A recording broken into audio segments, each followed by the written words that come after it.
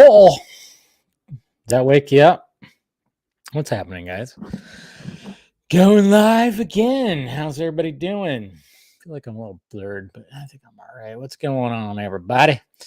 Welcome to the Patreon streams where we talk to the Patreon, the Film Junkie Patreon community, which I'll be posting the link in just a little bit. Let me make sure I get all that ready to go. All right, so how's everybody doing? Hey, Sunday, but for a lot of us, we don't have to go to work tomorrow, which is great. I don't have to work tomorrow.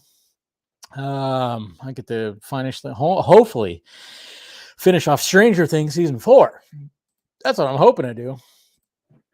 Maybe after this, I'll be watching another episode, but so I'm already starting to see people, because people that can't hold back. People are already starting to be like, "Hey, let's start talking about stuff." So I got to be careful when looking at Twitter, because I think some people are going to start doing some spoilery stuff here. So hopefully not. So hopefully I don't get anything spoiled, but it does happen. So, but anyways, how's everybody doing? Huh? It was worth the wait. Definitely was. I appreciate that. You gotta, Tom Cruise, man. You gotta realize that guy, he knew that we had to see this on the big screen. What's going on, Jason? What's going on, Abel? We got Jesse. Yeah. Howdy, Stephanie. How's it going? That's fine. It's great. You were on the Batman stream. That's fine. We got Nighthawk here. How's it going, Steph? What's going on, Niner fan? We got Mama Film Junkie here as well. Hey, Ben Affleck's double chin. Jesus Christ. Dude, how'd you feel about Jock Peterson getting slapped? Yeah, I didn't even know about that till I had lunch with my mom.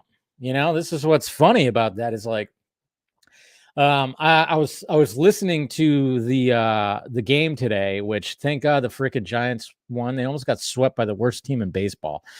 Giants are struggling a little bit. It's like they do so well. They'll go on like a winning streak and just everything is just firing on all cylinders. And then all of a sudden they just can't they just start shitting the bed. And I was like going, oh yeah, they're playing the Reds, right? They're playing the Reds. Should be an easy sweep.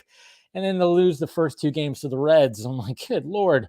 But when I was listening to the game today, it was only on radio. It was only on radio because I guess it was like broadcasting on Peacock or something like that.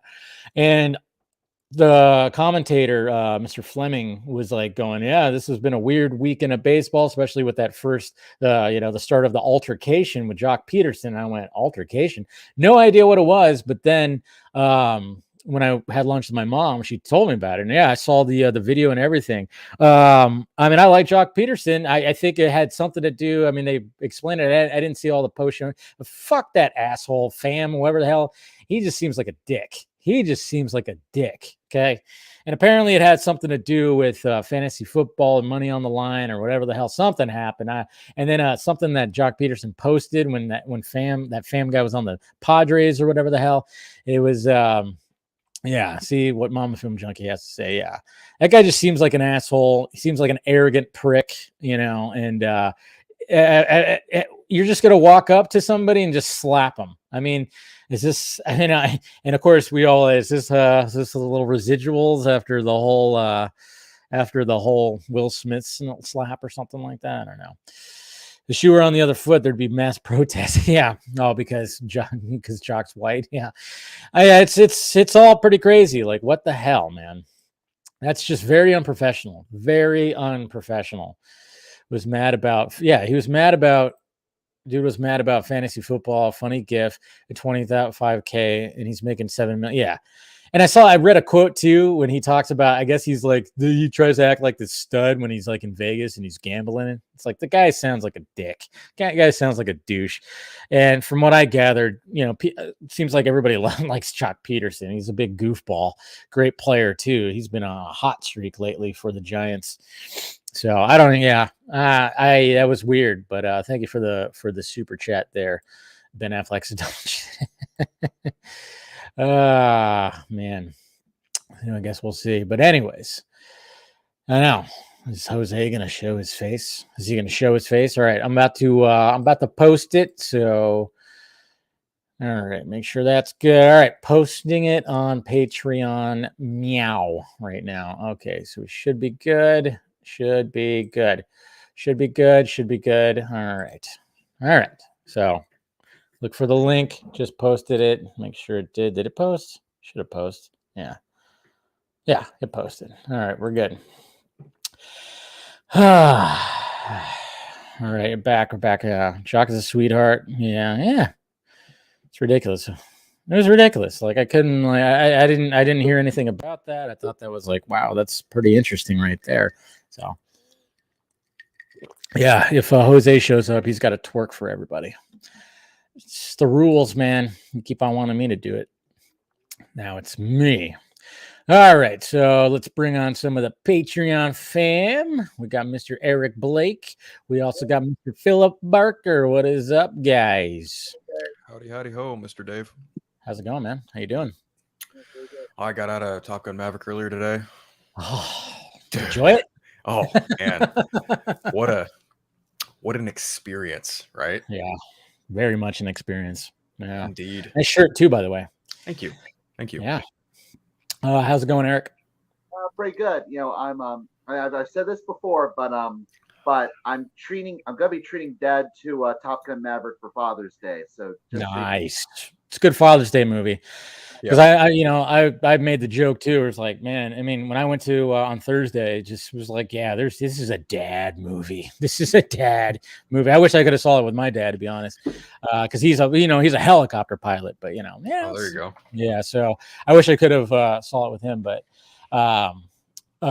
yeah, it's definitely that's a good one. You know, and I would not be surprised when it's Father's Day. It's like 2 weeks from now, I think. Yeah, 3 weeks I from wouldn't now. be surprised if we see like an uptick in the box office of Top Gun Maverick just for that weekend. I'm kind of curious to see how many more people go that day and like, I'm gonna take Dad or something like that. That's gonna be an interesting little thing that we see. That is Sunday, June 19th.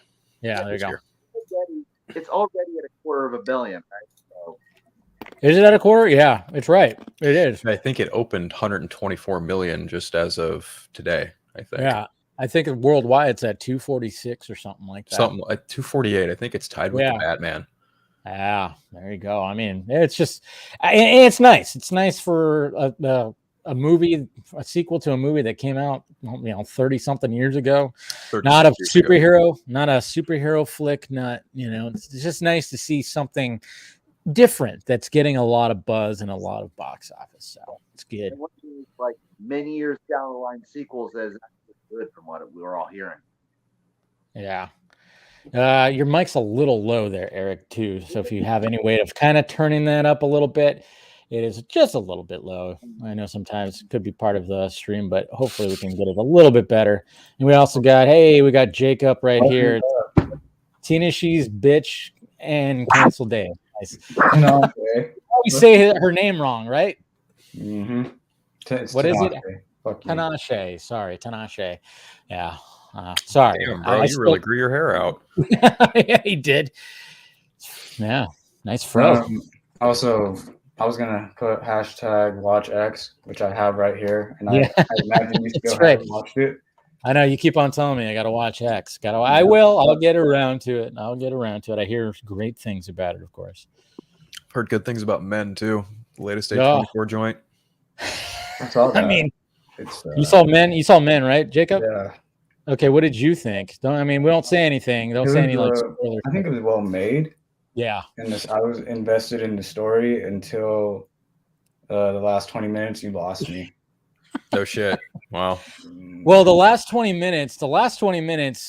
Oof, I mean, I was squirmish. I was like, holy shit. Like, I mean, it's one of those things. I mean, watch it just for that. I mean, what I said in my little, review is like, it's like walking out of Mother. It's like walking out of Hereditary or Midsommar, where you just go, oh, that was something. And it's all those movies are very well made. It's the directors at their top of their game, but it's just what they're showing you. It's just okay. I'll revisit this one day, but not anytime soon, because it's just kind of traumatizing what you see. Yeah. I was traumatized by Midsummer for a minute. Yes. That one, yeah, that one ends, and I was like, yeah. okay, What? yeah. Yeah. It's So there you go. That one. Yeah. I like that, by the way. Better. It's a little bit better. I don't know. It's still a little kind of low. I don't know if it's the streamer or your stream or something like that, but hopefully it should be all right. But yeah, I mean, I'd still say see it. It's still like Jacob said, very well made. It's Alex Garland. He's always fantastic. But yeah, I'm telling you, the last 20 minutes, you just, when you start kind of going, okay, figuring out like, oh yeah, this is happening like this, which is interesting. Where's this gonna go? And then where it goes, you just go, holy shit. I mean, I walked out going, how did this not get an NC-17? That's how it gets when it comes to graphic things. Yeah. So, but hey, anyways, still check it out. But yeah, it's not one of those that you're gonna want to watch, again right away. Just saying. But you saw Top Gun also, Jacob? Oh no, I got invited to see it, and they said Friday or Thursday, and then I didn't hear anything. But I guess they're looking for a job right now, so and then they'll let me know. They told me not to watch it yet and wait for them. Okay. See, you always give me crap about not seeing some of these. You didn't see Top Gun. I know, and I did give you crap about it because I said I was gonna watch Top Gun before you, and I said, yeah, and that didn't happen. So, Have you guys seen The Unbearable Weight of Massive Talent? Oh, what, man? See, you're 0 for 2 now, Jacob. So good. If you're a Nicolas Cage fan, that was way worth it. Yeah. I love that. Did you see it, Eric? You didn't see it, did you, Eric? By the way, am I good now? I think you're good. I think it's just when you start first talking, it starts off a little low, and then it gets to the point where we can hear you pretty good. I was fiddling with the settings for StreamYard for me, and it had it on automatic volume for the mic, and I turned it to max. No, it sounds good now. It sounds better than it was. But no, yeah, if you haven't seen The Massive Talent, do yourself a favor when it first comes out. I mean, it's just, it's surprisingly good because not only is Nicolas Cage always, fantastic, but Pedro Pascal, man, the chemistry that they had and like how funny he is. And that's what also helps that movie is the fact that they have such great chemistry together. And Pedro Pascal he's just funny as all hell in that movie. So, they need to do another movie again ASAP. Yeah, something with something. Have him show up in Mandalorian. Have Nicolas Cage make a cameo in The Mandalorian. I don't hate that at all. I think you're onto something right there. I mean, I think we're gonna hopefully have a Nicolas Cage-assance, I guess you could say, where, hey, let's get Nicolas Cage. I mean, obviously they're talking about National Treasure 3. I remember reading some kind of headline that apparently they are, in fact, I guess they were working on a series and Nicolas Cage wasn't involved with the series, but they're also working on a sequel that will also, yeah. So, I mean, you have to have Nicolas Cage in that. I mean, he was a star. Sure to have John Voight, because I'm just concerned that they might, not have him because, he played his dad, right? Yeah, he's his dad. Yeah, exactly. Yeah. He's the dad. It's just like, I'm just concerned over whether or not, Hollywood would want to, push him aside because of his politics. But, as long as we'll see what happens. But they might just be like, he passed away or something like that. I don't know. Well, if they do, then I'm gonna seriously, he's still alive, you idiots. Anyways, what do you got there? All right. Okay, Dave, I DM'd you a little something for this, but that's going to be the punchline. But what I've been setting this up today, that I'm going to have something far more horrifying than pineapple pizza. And see if you can figure out what this is. Let's see. Soylent. Okay, so when I saw your tweet, and when I saw Charlton Heston, I was like, what are you going to be drinking people on this thing, Eric? What are you doing? I know the Soylent Green are people. They're people. Yeah. Yes, that's the punchline. Because really, this is the thing. the makers of this ready to drink, like this meal supplement shake, is, you know, that they're Charlton Heston fans, so they said, hey, we're going to do a soy milk kind of, so let's call it Soylent, and then eventually do a milk chocolate version. So we'll just continue the joke. And for those of you in the chat who have no idea what the joke is, here's the clip. All right, here's the clip right here. Let me see, make sure I got this. Yeah, I mean, it's been like parodies, and you name it, Family Guy, anything that parody stuff. You've heard it probably before. Yeah, but yeah, this is the clip right here. It's people. It's people. Soylent Green is made out of people. Only Charlton Heston can say it like that. Tell them Soylent Green is people. There you go. Yeah. Charlton Heston, everybody. Yeah, and they're such fans of it that when they released this version, they made a commercial about it with the line. Did they really? Yeah. Soylent Green is plants. It's the joke. It's just so great. Anyway, so what is it exactly? Is it just it's basically like it's a soy milk type product. Okay. It's one of those like meal replacement supplement shakes, but it's like, okay.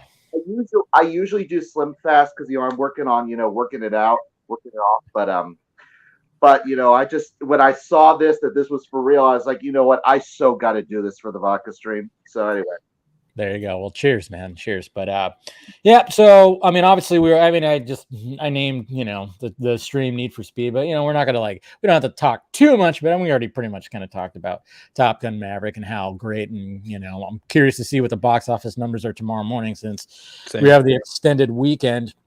And like I said, I'm also curious though in 2 weeks and see if it gets an uptick for Father's Day. Because that's also, I just have a feeling that we're going to see like a weird uptick when it comes to that. It's going to have legs. I just wonder, do you guys think that it might reach $1 billion? I have full confidence it's going to reach $1 billion. It's a quarter or so. It's $250 million. B, you expect it to have an uptick around Father's Day. C, it'll have legs. And D, Tom Cruise still has some star power, not as much as he used to because Mummy, but put all that together. You forgot one, Jennifer Connelly. Yeah, true. And what's funny? Okay, so I had Top Gun. I was watching it today. Her character is mentioned in the first Top Gun movie, and I didn't even catch it. I did not even catch it. They mentioned her twice. Yes. Wait. Yeah. He was the one she was the Admiral's daughter, isn't she? Yes. There you go. Didn't even put it together. Did not even put it together until they, in the opening scene, they mentioned the name, and I was like, oh shit. Mm-hmm. I didn't even realize. Yeah, because I think you said in your review, and other people said in the review, that she's a different character from Kelly McGillis's character. She's not Charlie. Yeah. And when I heard that, I was like, oh, that was such a missed opportunity. If you can't have Kelly McGillis, maybe just have another actress who could fill in the role. But I actually prefer Jennifer Connelly's Penny to McGillis's character. Yeah. It's a good, because it's way better. As long as they have the character that he referenced in the first movie, now it. Yeah. So if you're wondering, I mean, I just thought oh, they just kind of, they're just gonna have this love interest because they need her love interest, but. Yeah, not even realizing until watching Top Gun today, I was like, oh, it's the Penny. Yeah, they mentioned her twice. I was like, I did not even know that. I was like, because I didn't watch Top Gun before I saw Top Gun. Well, no, I didn't watch Top Gun.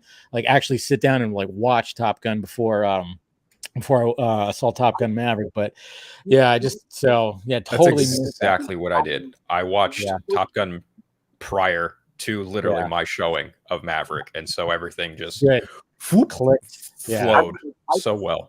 Yeah, I've already seen the first movie so many times, 1 million times already, mainly because it was one of my dad's favorite movies since its release. So because back when Blockbuster was still a thing, we would borrow that movie over and over and over and watch it. And when it came out on DVD, I made sure to buy it. He and I would see it again. what you should do is don't mention who Jennifer Connelly is, and see if he figures it out. See if he figures it out. Yeah. But I think he's definitely gonna enjoy it. And I thought all the callbacks were great. It wasn't overly done. I was kind of wondering, like, oh, how are they going to handle some callbacks? And I thought they did a really great job with the callbacks. I thought it wasn't like, didn't take away from the current story. And, it wasn't, I mean, obviously they have a scene where, they're going to be all shirtless and oiled up on the beach, but it's different and it makes sense with the story. And wasn't just like, oh, we got to have a scene where they, they're doing something or something, but it made sense with what they were actually doing. But man, that final act, dude.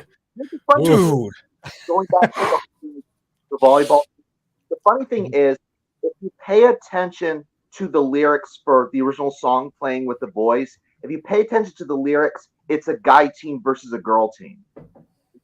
Oh. So the fact that Top Gun 2 has women fighter pilots, suddenly it fits. I mean, I was wondering if there was going to be more female fighter pilots, but apparently, they have one. She's awesome. One Phoenix, yeah. I like her name too. Her call sign. I really love that Maverick was in the position that Scarrett's character was in the first film. Now he's essentially become Viper. Yeah, and exactly, dude. When I when I was seeing the first movie, the last time I saw the first movie, and I was thinking about how it could set up the second movie, and I was thinking about, and this is before, I kind of accepted that, that if Val Kilmer was going to be in the movie, he wouldn't have much of a role, but because of his injuries and so on. But look, there's such a parallel between Viper and Jester and Maverick and Iceman, because Jester was more like the straight lace, these are the rules, kid, you got to follow them. Whereas Viper is more easygoing, laid back, and he's more open to it. So I could see, in his later years, Maverick being another Viper and Iceman being the other Jester.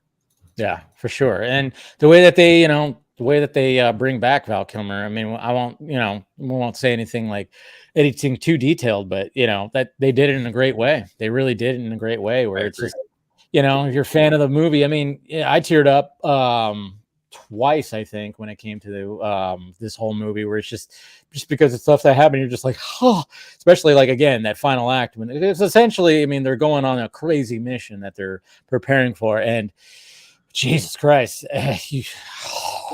just watch it on the big screen. Oh. I think that's probably one of the strongest elements of it, was that this time around for this film, the mission itself was very high stakes, poignant, very, very much. It drove the movie in a way that I don't think the first film necessarily had, because the first film was a lot more about being Top Gun, whereas this is more so what you're brought into Top Gun for. Yeah, the central battle in the first one was just like the final battle in the first one. It was just, well, look, it's the Cold War, so of course it's the Fire Strike versus the Russians, and it just happened in the final battle happens to happen. But it was like, well, there had to be a final test for him, but it's not like it was part of the central plot point necessarily. It's more his emotional arc as he's recovering from Goose's death, but it's not. The battle itself was not part of the plot. Yeah, it wasn't. It was all about Top Gun and that whole thing, Right. But this one is like, oh yeah, you guys have to do some crazy shit. And it's funny too, because after watching it and then having Top Gun on today, I mean, it does make a difference, because obviously when they were filming all the cockpit stuff, that was on a stage and it was like whatever.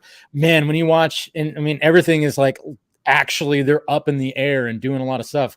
It adds an element to it, because you could see the G-forces pulling their faces and and all this kind of stuff. It's not just like all willy-nilly where they could just like, oh, looking around and just being like, I mean, you feel the G-forces, you really do, in this movie. And I think that's that's what Tom Cruise and company really wanted to emphasize, was like, all right, we're not going to be doing the whole, I mean, maybe they did a couple little things where it was on a soundstage and whatever the hell, but they were like, no, we're going to put every actor up into an actual jet and just just pull their fucking pull their balls out of their goddamn ankles. Yeah. I mean, Jesus Christ, it was. Hey, we got Champagne Pepe. What's going on there, Jose? Of course, hiding behind his. You don't even have an icon up, man. I don't know what's going on with this thing. I've been struggling. My picture doesn't show up. I don't know what's going on. Since your account name is Champagne Pepe, you could do the frog image as your The what? The what? The frog. You don't know the meme? Oh, the frog, the Pepe frog. Usually don't Pepe. You might as well.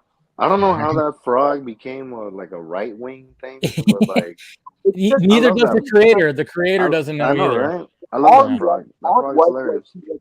All it was he was basically the mascot. He became the mascot of 4chan for the longest time, and then with the 4chan, which are 4chan users all went, these guys use him, like say, hey, Trump Pepe 2016 and so on. So they really pretty much went into that. That's what happened. We also got William right here, who is walking. What are you walking around your weed farm? What's going on, man? Yes, this is the world's largest weed farm. Ever since it was legalized, this has been my dream. And now that it's out, now I figured I'd chime in and say hi. This is the only time we get to be together, Dave, since we play. Fridays are hard. I'm gonna try to make your stream one of these days, but Fridays can be hard. It's just gonna be hard, and I'm sorry that I didn't make it, but I'll try my best, William. I'm sorry. I figure it's like fishing. I'll send out the line. One of these days, I'll get a bite. That's pretty much what you got to do. I mean, one of these days, you got weed. I got Soylent Green, and but what I've heard, the flavor. Well, technically, Soylent Green is people, so that's actually homicide. So exactly. Compared to the person, so I don't know. Yeah, I wonder how many people know that. Their spokesperson is Army Hammer. Oh God! Oh man, Chris, I'm curious about that documentary that's coming out about him and his family. Man, 5 generations. What the fuck? 5 generations? Like, how evil is the Hammer family? I mean, it's just. I mean, it's shit. I mean, it's just like reminding me of wait, how deep is what? Yeah. How far down does that rabbit hole go? I don't know. Yeah. And it's like, I mean, I knew he was loaded. I knew he had like a family who was like loaded already. And it's like, but he didn't even have to act. You what? I said, I'm calling it right now. There's going to be some Nazis in that family. Oh, yeah, probably. I know. Also, when we find out they changed their name. They changed their German name to Hammer or whatever it is. Yeah. Hammerstein or Hammerstein? I don't know. That guy was almost Batman. I'm really glad that didn't happen now. Nice. On 2 different occasions, too. We dodged a bullet with that. I mean, he was cast as Batman, of course, in George Miller's Justice League, which I still want to see more. I want to see what he actually looked like in that bat suit. I mean, I know we got the group shot, which just looked like Axel, what's his name's version of Justice League, looked like the porn version. Ross. Of Alex Ross. Not Ross. No, the porn guy, Axel. Axel. I can't remember his last name. I think that's Ross. Well, was it Axel Ross? No. Ron. Axel Ron? No. Hold on. Let me Google it really quick. Let me check my collection. Hold on.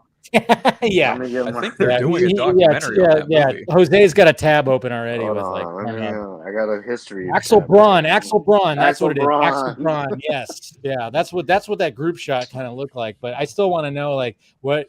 But then apparently, from what I remember before, Pattinson got cast, I heard Armie Hammer was also on the short list of that one too, which I was actually supporting. I was going, yeah, I could see Armie Hammer.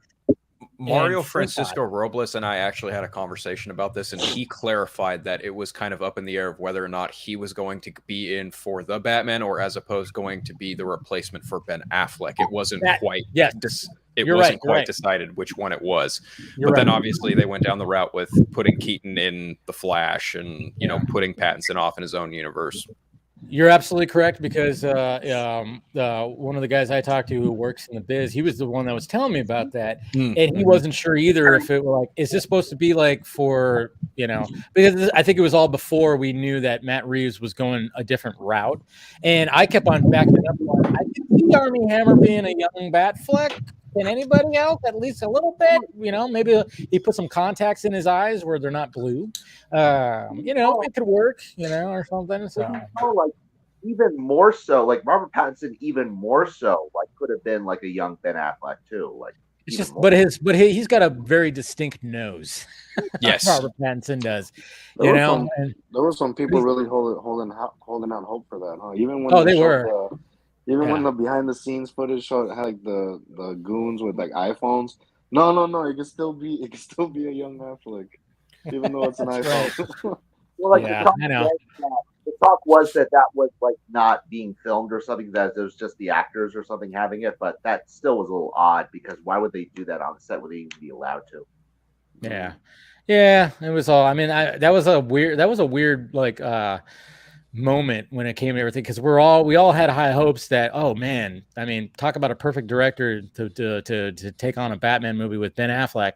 So we were all just kind of wondering, we were all just kind of hoping for it. We're all just kind of, but when it transitioned to the fact that he wanted to do something on his own, it made more sense, because I always loved Matt Reeves' words saying that's what Ben wanted to do. It was great, but that was what he wanted to do. I wanted to do something different. I don't want to take his idea and make it my own.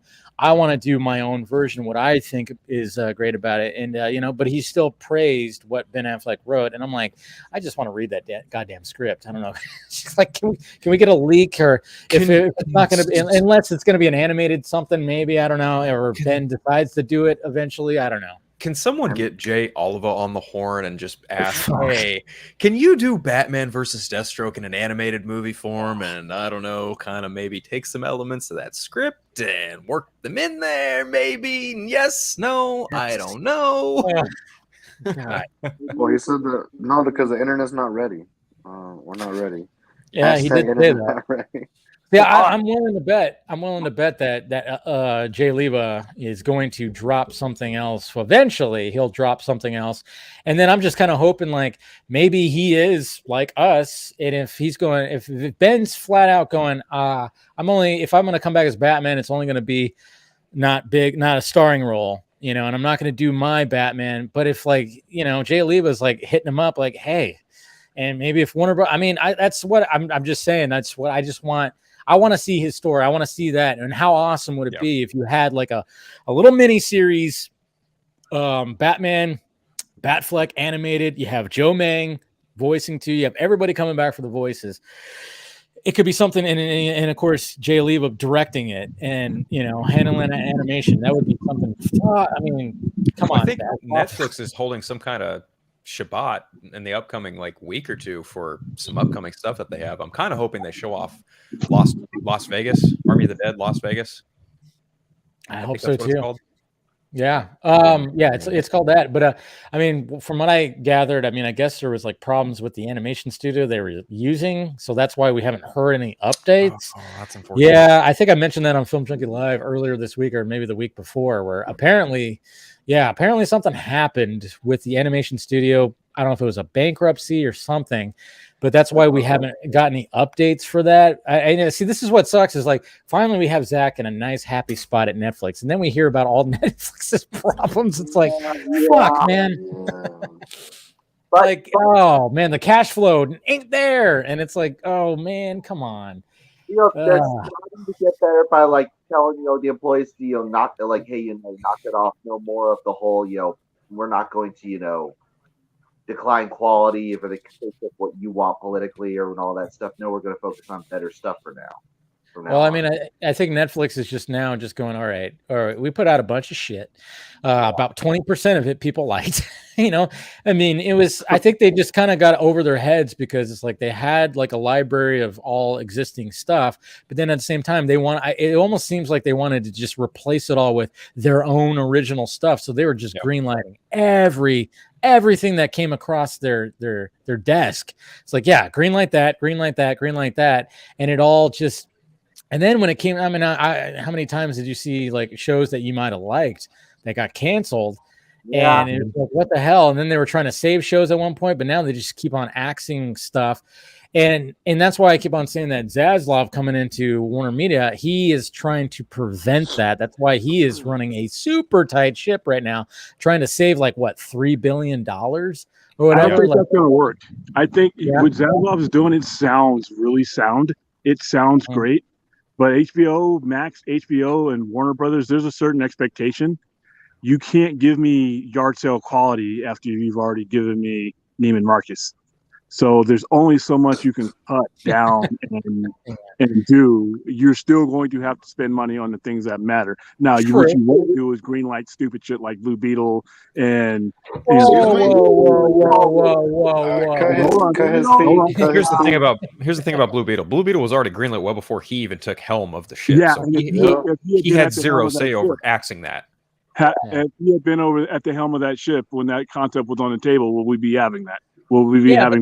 But then, William, we got the reveal, and everybody collectively went, "Holy shit! Look at that costume!" I'm not saying like, "Oh, that means the fucking film is going to be amazing," but at least that costume, the costume looks badass. You got to prioritize though. If you're trying to make money, you have to prioritize the alphas before you get to the betas and the C characters and all that. That's the expectation of DC Comics. But I had to bring up this. I mean, who the fuck thought that an Iron Man movie was going to work so well in 2006, 7, whatever? I remember promoting it, and everybody did. I don't. I still have the cardboard stand-ups from that. And of course, I know, but at the same time, the fact that they went for a character that it's Iron Man. I mean, maybe that's a bad example, like comparing that to Blue Beetle, even though there's some similarities if you kind of think about it. But I'm just saying, like, I mean, to start off the Marvel Cinematic Universe with Iron Man instead of Captain America, it was a no-brainer. He started off the characters that started the Avengers storyline. If you look at the appearance, how they appearance, it was a no-brainer. It wasn't a risk to start with Iron Man. It was what you were going to do once you started an Avengers origin story. If you look how they appeared almost as if they did in the comics, with the exception of Captain America, who didn't come around to Avenger number 4. And their enemy was even the same. So that wasn't some big leap of faith. To even be more technical, they even kicked off the MCU with Iron Man and Incredible Hulk in that same summer. Exactly. So that wasn't some big wonderkin. And they did execute it well, but it's apples and oranges. Well, not only the character, but also the actor that was playing him. Yeah, true. That was a risk. That was the leap. That was Robert Downey Jr.'s comeback.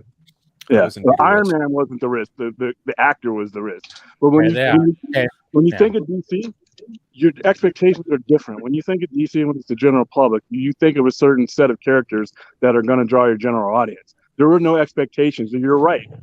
They started with the most logical character that they should have started, and that wasn't a risk. But the expectations in 2008 for what Marvel was doing weren't there. Whenever you bring up DC Comics, you bring up 80 years of expectations. So you got to meet those, or you're gonna land on your face. I mean, there's a difference in prestige and attraction between a Blue Beetle and Superman. I wouldn't say 80 years.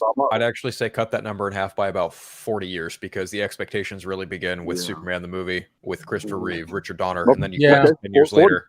That's still a long time. I don't disagree. Yeah. So they have to handle the alphas before.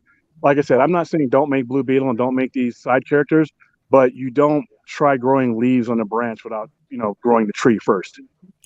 Yeah, but I mean, remember, there is other things out there too. But I think what was crazy about it is just the fact that I didn't see anybody really shit on that Blue Beetle suit. Like that's not common. Anytime there's a costume reveal, there's always like a pretty good portion that just shits all over it. With the Flash. Well, I saw some there was some posts that were comparing it to like a Power Rangers costume, but but the Power Rangers costume. Yeah, I said that too, though. Like on Film Junkie Live, I was like, "Hey, compared to the movie Power Ranger costumes, but those costumes were awesome too. I mean, I love that movie. I think there should be a fucking sequel to that goddamn movie. I thought they did a great job with the Power Rangers movie, so I'm okay with that comparison, to be honest. Even with Batgirl, there were certain things said about it, and the Flash, it's no mystery. Like, people have been very open and honest about that. I myself have been pretty kind of honest about it. I like the midsection. It's the helmet and the boots that don't really do it for me. Yeah. which is understandable. I can understand that too, because I mean, the helmet is. I mean, I get it. It makes sense if you think about like, okay, yeah, I mean, what he's doing and stuff like that. But yeah, it is a little wonky. It is a little wonky. But I still like that shot that we saw in that reel where he's about ready to go and the fucking lenses come down. That's an awesome dope. shot. That's an awesome shot. Everything looks awesome in that shot. So I'm hoping that when it comes to the movie, everything just kind of the high quality pictures of it look great. Like all the details in the suit, like they're really. I like the texture. Like, they don't have to ask their suits. They really don't. No. They go into the details way much more than the MCU suits, which some of them are still good, but not as DC always takes it for me with. The suits. Look at Dwayne Johnson in the Black Adam costume. It's like he's like his paint. It looks perfect. It looks like it's body paint. Right. I mean that guy just was like, fuck, I'm not putting any padding. And apparently he even said that at first there was padding that was part of it. And he said, no, I'm going to remove it. Sorry, I'm just going to go ahead and work out even more than I do. And, eat the ass end of horses. Yeah. What's that? He's basically like, I'm going to be my own padding. Pretty much. Yeah. And he achieved it. Yeah. I mean, Zaslav has been, he's been pretty clear that, like, as far as he's concerned, Superman is one of the key premier characters he's going to want to focus on. But I've asked this before, in the Patreon stream this week. This is for everyone. What do you think he is more likely to do? Man of Steel 2 or a new fresh take on Superman? Well, I mean, he definitely doesn't like JJ's idea. That's for sure. Oof. JJ's idea is,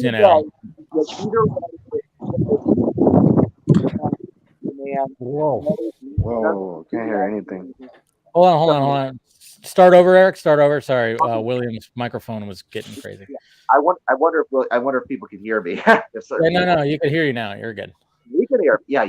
But again, it's like, so it's obviously going to be either way. It's going to be Clark Kent. It's going to be Superman. It's going to be the things we know. But is it going to be continuation of the Clark Kent Superman we have, or is it going to be a new fresh start without all the baggage and all of that reboot that we've been screaming against?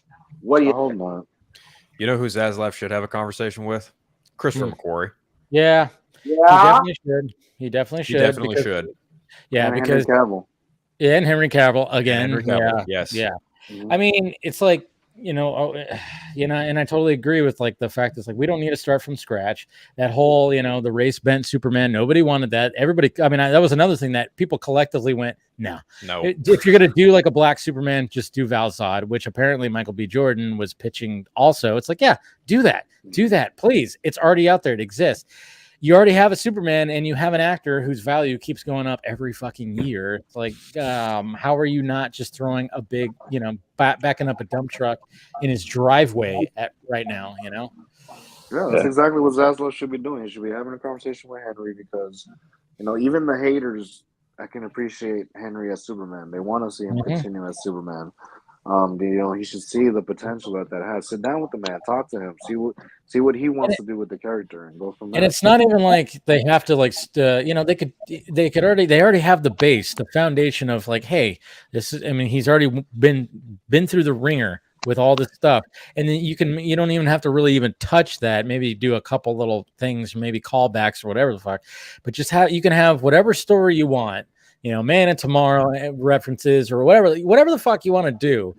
But you already have an established Superman. Let's not start over where we have to have a Superman movie again showing Krypton blowing up and all this shit, Yeah, reboot is a synonym for failure these days. And if he's trying to save money, you basically will be wasting so much money to reestablish the Superman.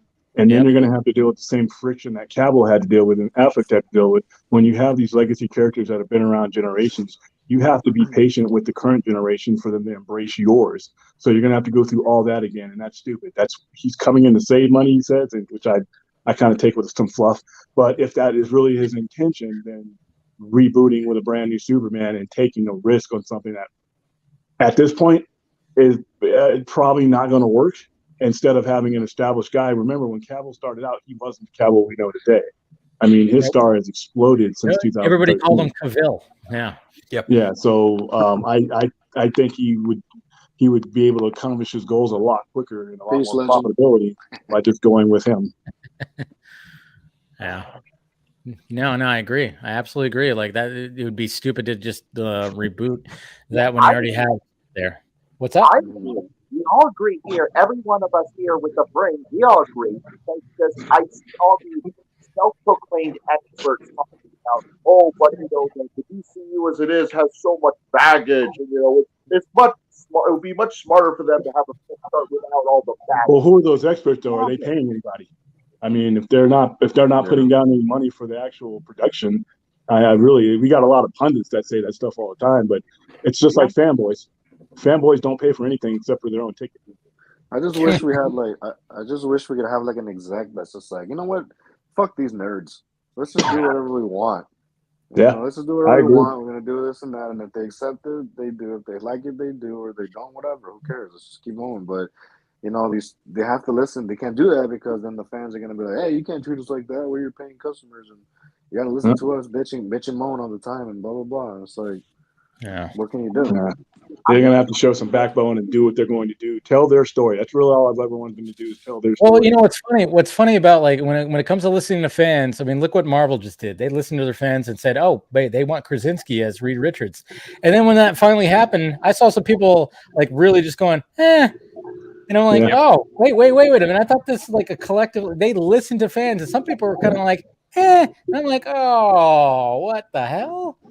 Yeah. Maybe fans because fans, movie makers the scene that he was in just didn't quite, I think he needs more. I'll agree that he needed to do a little bit more for me to be like totally sold on the idea of him as that. But I think if given the full-on movie, I think Krasinski would fucking nail it. He would definitely. Do you think he's going to direct the film?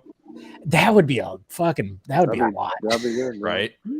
I think he's I think he could do it though, because look what he did with Quiet Place. Right. He starred. But I mean, this is like a whole other thing. I mean, this goes back. I mean, comic book movie. I mean, we talk about how Ben Affleck decided not to direct, but at the same time, Krasinski's not wearing a 30-pound bat suit. He's wearing, something a little lighter where he can move around in. That's a lot more giving for sure, and he's not wearing a cowl or anything like that. So, I think. If he wants to do it, I think he can. But at the same time, he's still got a Quiet Place franchise that he's still looking over, even though he might not be directing the movies. Still very much more there. But yeah, if he wants to do it, I'd say power to him. Go for it. I mean, that would be a first, right? I don't think that's ever been done where you have the director starring also in a superhero flick. That's never been done. That'd be pretty sweet. So, I mean, we all hope Ben was going to be the first. It could have been done, but who knows? Is it weird that I'm kind of hoping Jenna Fisher is cast as Sue Storm? Because everyone wants Bryce Dallas Howard. You want the office for her?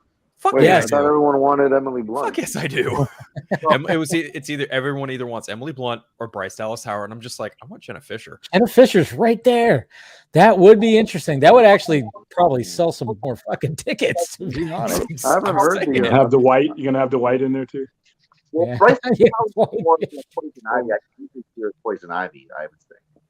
Jenna Fisher. Also, not to offend any ladies in the chat, but I mean, Bryce Dallas Howard. The older she's gotten a little thicker, which it still looks nice on her. Sue Storm isn't that she's like a not a. Well, Sue Storm's a MILF too. She's also very great. I actually found out today that Johnny and Sue Storm are not twins. For the longest time, I thought they were twins, but apparently Sue Storm's the older sister. Oh yeah, I saw you actually talking about that with Scott. Scott was part of that conversation. Zach Yasson, Kenobi. Yeah. Yeah. If Scott gets in the conversation, you got to listen to Scott. You got to listen to the teacher. Man knows. All right, dude. I got a bolt, but I just jumped in to say hi. All right, man. I appreciate it, William. Thank you. All right. See you guys later. Business. Later. All right, go ahead, Eric. Sorry. People like Sue and Johnny not being actual brother and sister, ironically, means that the latest Fantastic Four, the Fan-Four-tastic, whatever, actually was onto something when they cast, who they cast as Kate Mara and Michael B. Jordan. Yeah, Kate Mara and Michael B. Jordan. Yeah. Yeah, I remember. Clearly, they're not brother and sister. They're adopted. Kate was adopted.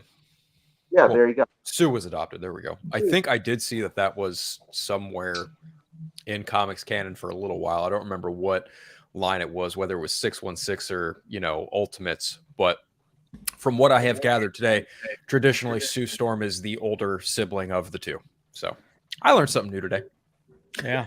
No, I remember seeing that too. And I was like, oh yeah, that's interesting, but because it's going to be interesting to see when like the casting does happen. I mean, obviously it's inevitable, but I think they're just, they wanted to dip their toe definitely because of,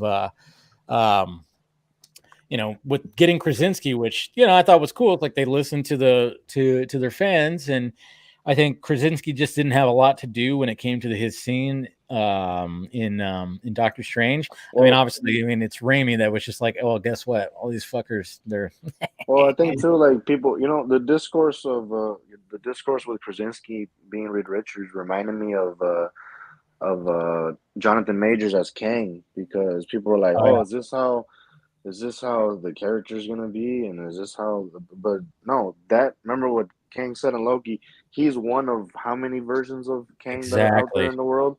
This is a version of Reed. This is a version of another Reed Richards that's out there as well, which is an arrogant asshole who's not very smart, who goes and tells, Wanda what the Black Bolt's power is, because the smartest man alive wouldn't do that, right? But this isn't. I guess this is a different universe. It's not the actual Reed Richards that we've come to know from the comics and all that. I think their biggest downfall was their own hubris, and in that Captain Marvel was like, "Oh, we can take out your little witch," and it's like, can you?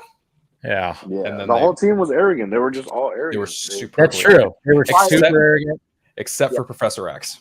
Yeah. I will say, Captain Carter was good, but then even I will say, her line.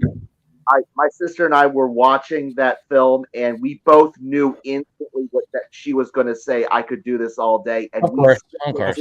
We both whispered it before she said it, and she said it. It's like, she said it, yay! No, but I think people started doing backflips. I think it would be. I mean, obviously Krasinski. We found out that the Jack Ryan series is coming to an end, so he's going to have time. You know what? I'm rooting for him to actually do it. Take the director spot, star in it too. I think it's a little too on the nose if they do get Emily Blunt to play Sue. I don't think that should. I do like the idea of Jenna Fisher. That would be, kind of a marketing thing that they could really utilize to really blow that movie up, with the fact of having, Pam and Jim as the leaders of the Fantastic Four, I was like, who's Jenna Fisher? And yes. Oh yeah. Yes. And the fact that that he even hints at the fact that he has kids in Multiverse of Madness, I was like, yes, please do Franklin Richards, because he would make Wanda from a power scale perspective look like an infant, because he's that powerful. And I think that's what the route they should go to. You could do flashbacks to of the event that happened that turned them into what they are. But let's not do another origin story. We've already went through 2 times where that happened. Let's just already have an established Fantastic Four already. I think. I mean, everybody was always suspecting that who bought the Avengers Tower. I mean, everybody was like going, "Is that going to be Baxter Building?" But and so I mean, I think they should have already an established Fantastic Four somehow, but then they got to explain how they're already established. I don't know. That's the thing about the MCU is even with the mutants is how do you start that up and get? I mean, obviously we're dealing with multiverses now where you can, but it's just all right. So how are you going to actually do it? I know a lot of people were thinking that the Eternals was going to invite the mutants in because of the correlation that they have, and it was just okay, but it didn't happen. I think they're gonna have to, because not too many people are familiar with the Fantastic Four characters. I think because they didn't do it with Spider-Man, but everybody knows Spider-Man's origin. True, he got bit by Spider. Not everybody knows what happened to the Fantastic Four and what gave them their powers. And so I think they might have to do it. I'll tell you exactly what I would do with Fantastic Four, and I know people were kind of like rolled their eyes by now about how much Tony Stark has been like the origin story of everybody. But look, Stark Tower has been like the center of the MCU in some way from the very beginning, so it's got to get back to the building. And honestly, the fact that Reed Richards is like a passionately space guy, you couldn't link him to like the MCU in a way. So if I were to give him the origin story, it would be that Reed and Tony were like roommates at college, and then they were both we both went their own ways, but they were both friends, and that's why Tony sold the Baxter Building to him. And then here he is, he's a physician, but he's passionate about space. So he and his three friends go up into space and. Yeah, but I mean, then everybody's gonna complain like how everything's attached. Everything's. Yeah, I know. I just thought of. What I could see being more realistic is if they actually not Tony Stark, but have it be Ruffalo's Hulk. Have him be like, "Oh yeah, Reed Richards is an old friend of mine from college." There you go. I like that. They're doing She-Hulk this summer, and I'm just like, well, if he's helping her, where'd he get all the technology from now? I like that better. Did you guys see the new? Supposedly it's new and like better looking trailer on the Disney Plus app for She-Hulk. Well, you know why that is, right? You know why that is. Why is that? It's the bit rate that they, it's because Disney can process the all the whatever the hell the bit rate and everything. So it looks better than it does on YouTube. And a lot of people are saying they updated it, but now it's the same fucking thing. But it's just going to be much better. Yeah, see, I know. I saw the comparisons. I'm like, all right. I saw Aaron talking about that. Yeah. So I mean, it's I know. I think Campio was like did a whole like section of his show about that. He did. Yeah, I didn't watch it, but I just saw the screen. Yeah, he I saw that he loved it, right? He was like, I loved it. Yeah, of course he loved it. Yeah, Man, he really wants those press passes, huh? Well, after Spider-Man, he'd probably do anything for a press pass. Yeah, right. I still wonder if they gave those to him. I still wonder about that. I mean, the fact that he didn't get any kind of backlash. I mean, he got backlash, in the social media sphere for spoiling that. But the fact that Marvel never like came down on him for that. Well, I hope they do. I hope in a couple of years it comes out that Kevin Feige showed up and like dangled him off a balcony, like Suge Knight did Vanilla Ice, and just like threaten them. Still not convinced that they didn't leak it to him on purpose. Yeah, I know. Well, yeah, that too, because all these leaks, like they want to get all the they don't care. They just want people to show up. Well, it's a new age. I mean, that's why I'm appreciating what DC's doing and just be like, all right, we're filming outside. Guess what? Let the fucking paparazzi and everybody take pictures and post them. That's going to be our marketing. That's going to be that's going to be the pre-marketing. And I think it's working for them because I think majority of people love the Batgirl costume. Obviously there's going to be back and forth and probably like a 50%, like 50-50 discourse when it comes to Keaton's costume. But then we haven't seen Keaton actually in the costume. Well, we saw the leak thing, but that was just, it wasn't that great of a picture of him. But then they're just kind of going like, well, now we got Blue Beetle. Let's just have at it and go. And they're probably loving the fact that there's barely anybody going, oh, this fucking thing sucks. Everybody was going, holy shit, they pulled off a live action Blue Beetle costume. How'd they do that? Didn't this come out go ahead, Eric. Go ahead. Who do they have cast as? Who do they possibly? It was generally believed that they may have had cast as Ted Cord. Sudeikis. Yeah, Sudeikis. Yeah. Anyway, honestly, I just hope that he does have a prominent role in that. He was the mentor figure or whatever. Speaking of fan casting, I mean, DC did that with Blue Beetle because everybody was saying for Joel Manadura, and they got him. They usually got him. And that's smart too, because I mean, obviously he's in one of the popular shows on Netflix that everybody that should. I mean, come on, Cobra Kai shouldn't have worked, but it works so goddamn well. I can't believe it's been on for so long, and I've never. Dude, I still remember when it came out on YouTube Red. I'm going, oh man, I saw the trailer. I'm like, oh, this is gonna be so dumb. Like this got to be a parody, right? It's got to be a parody. And then I remember just binging it when it came out and going, holy shit, do they pull this off? This is working so well. And it keeps on going. We're going into season 5. Like what? Aren't they wrapping it with season 6? I think so. I think there was some kind of like word in that, because it's like, how much more can you do? I mean, the only person that hasn't showed up is Mike Barnes from the third Karate Kid, which I'm sure he's going to end up showing up. And the chick from 4. Oh yeah, that's right. Oh yeah, Hilary Swank. I always forget about that. I always forget there was a fourth Karate Kid. That's right. Shit. Yeah, it could happen. Just bring in Jaden Smith to slap somebody. Oh God, no. Just no. Please no. Ugh.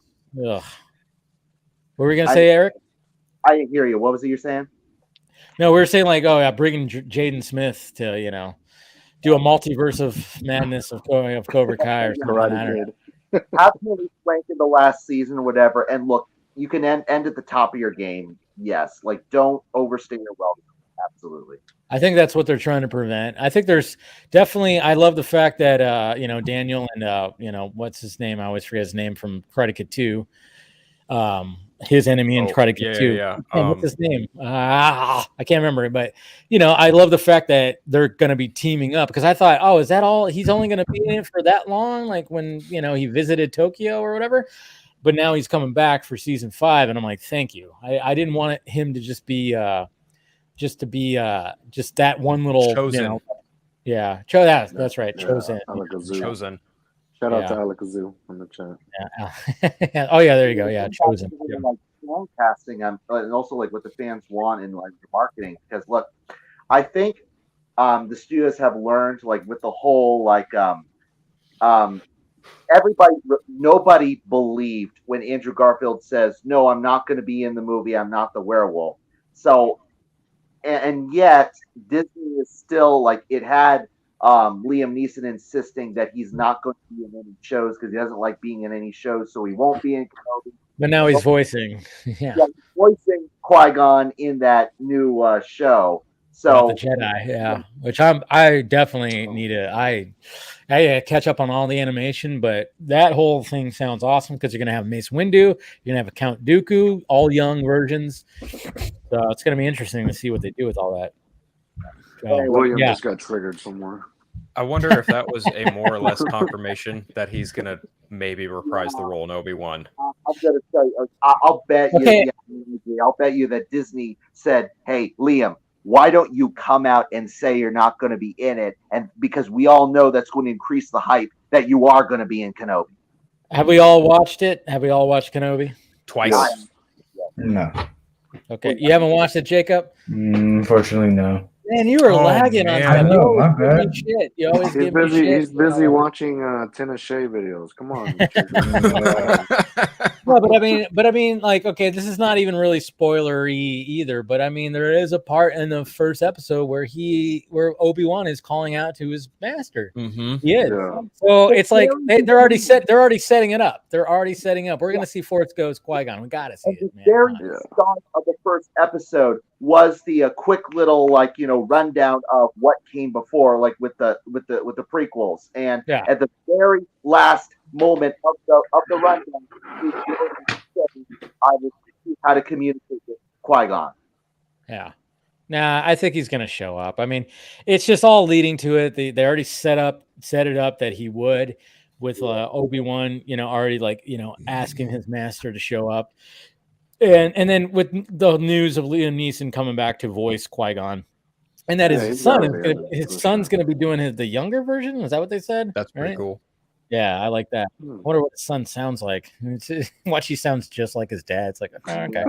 Kind of like how Val Kilmer's son sounds almost exactly like he does. Oh my god. That was the craziest thing about the Val doc. Yeah. Yes, it's the fact that it's like, I mean, obviously Val Kilmer couldn't narrate it. I mean, obviously he did certain parts of it, and it just, it breaks your heart when you hear like what has happened to his voice. But man, when you hear his son narrating, it sounds like, I mean, and then of course he's narrating like he's Val Kilmer, which was also great. And thanks for the spoiler, guys. Thanks. Oh, geez. Whose fault is it for not watching it? Yeah, it's been out for a year, man. No, wait, what? Top Gun Mavericks went out for a year? I'm not talking about Top Gun. No. We're talking about Val. We're talking about Val. Oh shit! I thought you guys were talking about that's what they did. No. We Maverick. we have not given out any spoilers for that. We talked a little bit about like, hey, Val Kilmer. I mean, obviously he's got a presence in there and stuff like that in there, but we didn't say what it was. No, we're talking about the Val doc. Oh, so his son narrated the documentary. His son narrates it, and he narrates it like he's Val Kilmer too at times, because Val Kilmer wrote all the. It's basically Val Kilmer's journal. Yeah, like if you watch this, pretty much, and like he has footage, like because he got a video camera before a lot of people got video cameras. Like there's there's so much footage, and he documented so much, on sets and everything like that. And then he wrote, I guess, essentially he wrote in journals, and then when it came to this doc, he wrote all the narration, and his son narrates it, and his son sounds just like him. It's crazy. Wow. Yeah, you got to watch it, man. It's on Amazon. Yeah, I'm gonna check it out. Yeah, it made me cry. Jesus Christ, because I like Val Kilmer. I know. Yeah, he admits that he was a dick at times. We've heard the stories that he admits it. He admits it, but at the same time, man, when you see him like how he is, because this was it was shot like 3 or 4 years ago, I think. So, yeah. But it's really good. But what were you saying, Eric? What would you write on there? No, it's just like, yeah, I've had this for. I've been meaning to use it, but it's like that's all I'm gonna say. Like, even though I have not seen Top Gun Maverick yet, but I'm just gonna say we're talking about what the first movie is setting up, and remember at the very end, you could be my wingman anytime. Exactly. You could be mine. Mm-hmm. Oh yeah, like I said, they handled the Iceman stuff well and everything. But I agree. But yeah, Obi-Wan, Kenobi, but yeah, the ending for the second episode, I was like, please, can I get the third episode already, please? Yes. Is it Wednesday? Well, I mean, yeah, the way that they ended, and it's surprising too. I mean, Jacob, you're probably already spoiled with this. If you're looking online, you've already seen. No, go ahead. I don't care. Yeah, you already saw little Leia. You already saw little Leia. Everybody keeps talking about her. I mean, it's just like she's sassy. She's got attitude. Like she is. She is a young Carrie Fisher. Oh yeah. Carrie Fisher would be proud by that sentiment. But I will say, like at first, it was a little like, oh, they're going that route. And then I went, oh yeah, but that makes sense if you think of New Hope and everything. Yeah. I'm like, okay. The way it's setting it up, it does fill in. It does answer a lot of the questions of like how, in retrospect, just how weird some parts of New Hope really are. Like, even though like for much of the movie, it seems like A New Hope, Leia doesn't really seem to know Obi-Wan in person. Like she says, years ago, you served my father in the Clone Wars. But then when Luke springs her out of prison, she says, I'm here with Ben Kenobi. And then she gets excited. Ben Kenobi, where is he? Well, now we know, because Obi-Wan introduces himself to little Leia as Ben. Yeah, it's true. It's great. I mean, like, I'm not sold on the villains yet. It was like they're kind of, Well, Dave, have you seen Rebels yet? I haven't seen Rebels yet. No. Okay. Well, because the Inquisitors are a big part of Rebels. They're like the major villains under. Yeah, especially the Grand Inquisitor, who's like that white-faced guy who's like the boss of those three. Friend. Yeah. Which means, by the way, he's not dead, because Rebels is set some years after. I've thought about this, and the conclusions I've come to are: number one, he's actually dead. Number two, it's a different Inquisitor. Number three, he might get some kind of mechanical biopsy type deal like they had showed off in Book of Boba Fett. So it might be the same Inquisitor. I'm not entirely sure, but I'm very curious to see how they handle what happens with him, because obviously, if he does survive what happens to him at the end of the second episode, there's going to be major repercussions for the third sister following that. There's a reason we don't see third sister levels. I think it was like it was there for shock, but I'm with you, Phil. I think there's going to be something more to that. They can't just like, all right, you're done, sorry, and it's like, nah. Not only that, Dave Filoni, who headed a lot of Rebels, I'm sure he is an EP on that. There's no way they're going to break that kind of continuity that soon. There's got to be some sort of explanation for this. If they leave it hanging, that's going to be a big question mark going forward. They would not have had that character without him being involved. Any of the Inquisitors, any of them. Yeah, but I just feel like that's like the kind of the weak part right now. And who's the girl? She just seems like right now it's like, I mean, I'm hoping that, I mean, obviously there's going to be some development and we find out why she's so goddamn angry and just like wants Obi-Wan. So, I mean, I'm waiting for that reveal because right now I'm just kind of going like, all right, where's Vader? Can we get Vader in here? Finally? Right after the rundown of what's happened before, like the very first scene is a flashback of Order 66, like with those Padawans being, witnessing like massacre. And I think it is like the big theory is that she's one of those kids. Oh yeah, I saw that. That's the theory. That's kind of the theory that I have, is that she's either a youngling that was picked up by the Inquisitors at some point, and Obi-Wan might have had something to do with it. I don't know what, but she clearly has some kind of vendetta against him for some reason, and I'm curious to see what that reason is. The theory is that she's mad that even though Obi-Wan was there at the temple, like he did nothing to save her and the other kids or something along those lines. I saw some ridiculous theory that she's like related to Darth Maul, and I was like, what? She doesn't look anything like him. Oh, jeez. We gotta stop listening to Mikey's son. I don't put any stock in it. You had to bring up the name, Jose. You had to do it. I had to throw a shot. Hey, nothing wrong with throwing in a shot. I mean, I've apparently I ruffled some feathers with a couple of things I've said too, but it's like, hey, no way. Me? I don't do that. What am I talking about? Jesus Christ. That's my yeah. Wow. Damn it. Imminent. It's imminent. It's imminent, guys. Imminent. It's inevitable. It's inevitable. I know. What is the age? I mean, what is the scooper? The scooper's all Agent Smith, or what's going on? It's like they use these words. Well, they say because if it does happen, they can be like, see. Exactly. It could, and the Ayer cut can come out in 2031, and be like, see, told you. What did I write back in 2022? Imminent.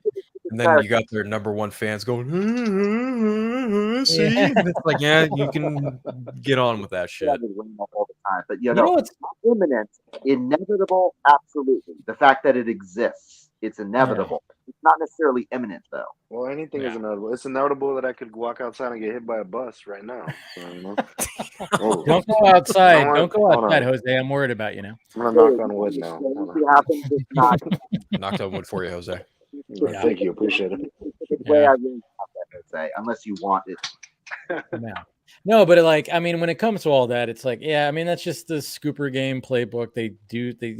I've seen it. I could totally. I mean, obviously, we saw it before, and we saw the little tricks that they could do, and it's funny too because I always love it when people say, "Oh, well, they were right about this," and I'm like, "Okay, cool." But not every baseball player is batting a fucking 1,000. There's an average, and you have to look at the average, all right? Yes, they are going to get things right. That's what happens. They are playing a game, and obviously they're going to be right about certain. But when they start really, and I think I said this when I did my Patreon audio last night. It's like when I know things for 100%. And I could just see the bullshit, I hear the bullshit. That's where I just go, but I know because I've talked to people, but I'm not in the scooping game. So I'm going to call it out. I called it out when it came to, when they kept on saying fucking Sam Benjamin was goddamn Green Lantern. It's like I knew because I actually talked to the director and he actually told me who was his Green Lantern. And it was just, I just sat back and watched and waited. That's hilarious. And then they were like, yeah, well, we talked to Sam Benjamin, and he was, very, very coy about it. So he's got to be Green Lantern. Dude, I had what's his name? Basically, he was in my DMs one time. This is before there was really a feud between me and him. He was totally just showing how it was, and he was reverse engineering the whole thing and how he was trying to prove to me that Sam Benjamin was. I just let him go. And I would just respond like, oh, okay. I see what you're doing. Cool. But in the meantime, I'm like, this fucking moron thinks like he's just trying to prove to me something like you're here. And I'm like sitting there going, this is hilarious. He is so trying to, and then like what you were saying, Phil, when when you have like the dick writers, I guess you could call them, who basically celebrate when they get something right. I remember like those guys had somebody, and it turns out it was Lightcast that was actually running a burner account. He was like the biggest one. He would always be in my mentions, and would come to find out after the whole like debacle that happened with the first round of the motion comic. All of a sudden we found out, oh, that guy was actually him too. So he had burner accounts out there to help him. To help lift. Yeah, it was crazy. It just makes me think of this one particular scooper who every time he gets shit thrown his way, you're wrong. He posts the same damn story every time about the one time he was right about getting Dr. Octopus cast in Spider-Man No Way Home. It's like, oh, cool, man. You're batting 100 here in this one time, but you just can't shut the fuck up for 5 minutes and actually take an L that you deserve. Yeah. I'm sure Scooby Pants is right on. I can't stand those people like Grace and other people, other scoopers that can't accept when they've been wrong. Exactly. Just admit when you're wrong. That's what I've been saying every single time. If you can't admit that you're wrong, when you're wrong, I'm sorry, but I'm not going to trust you.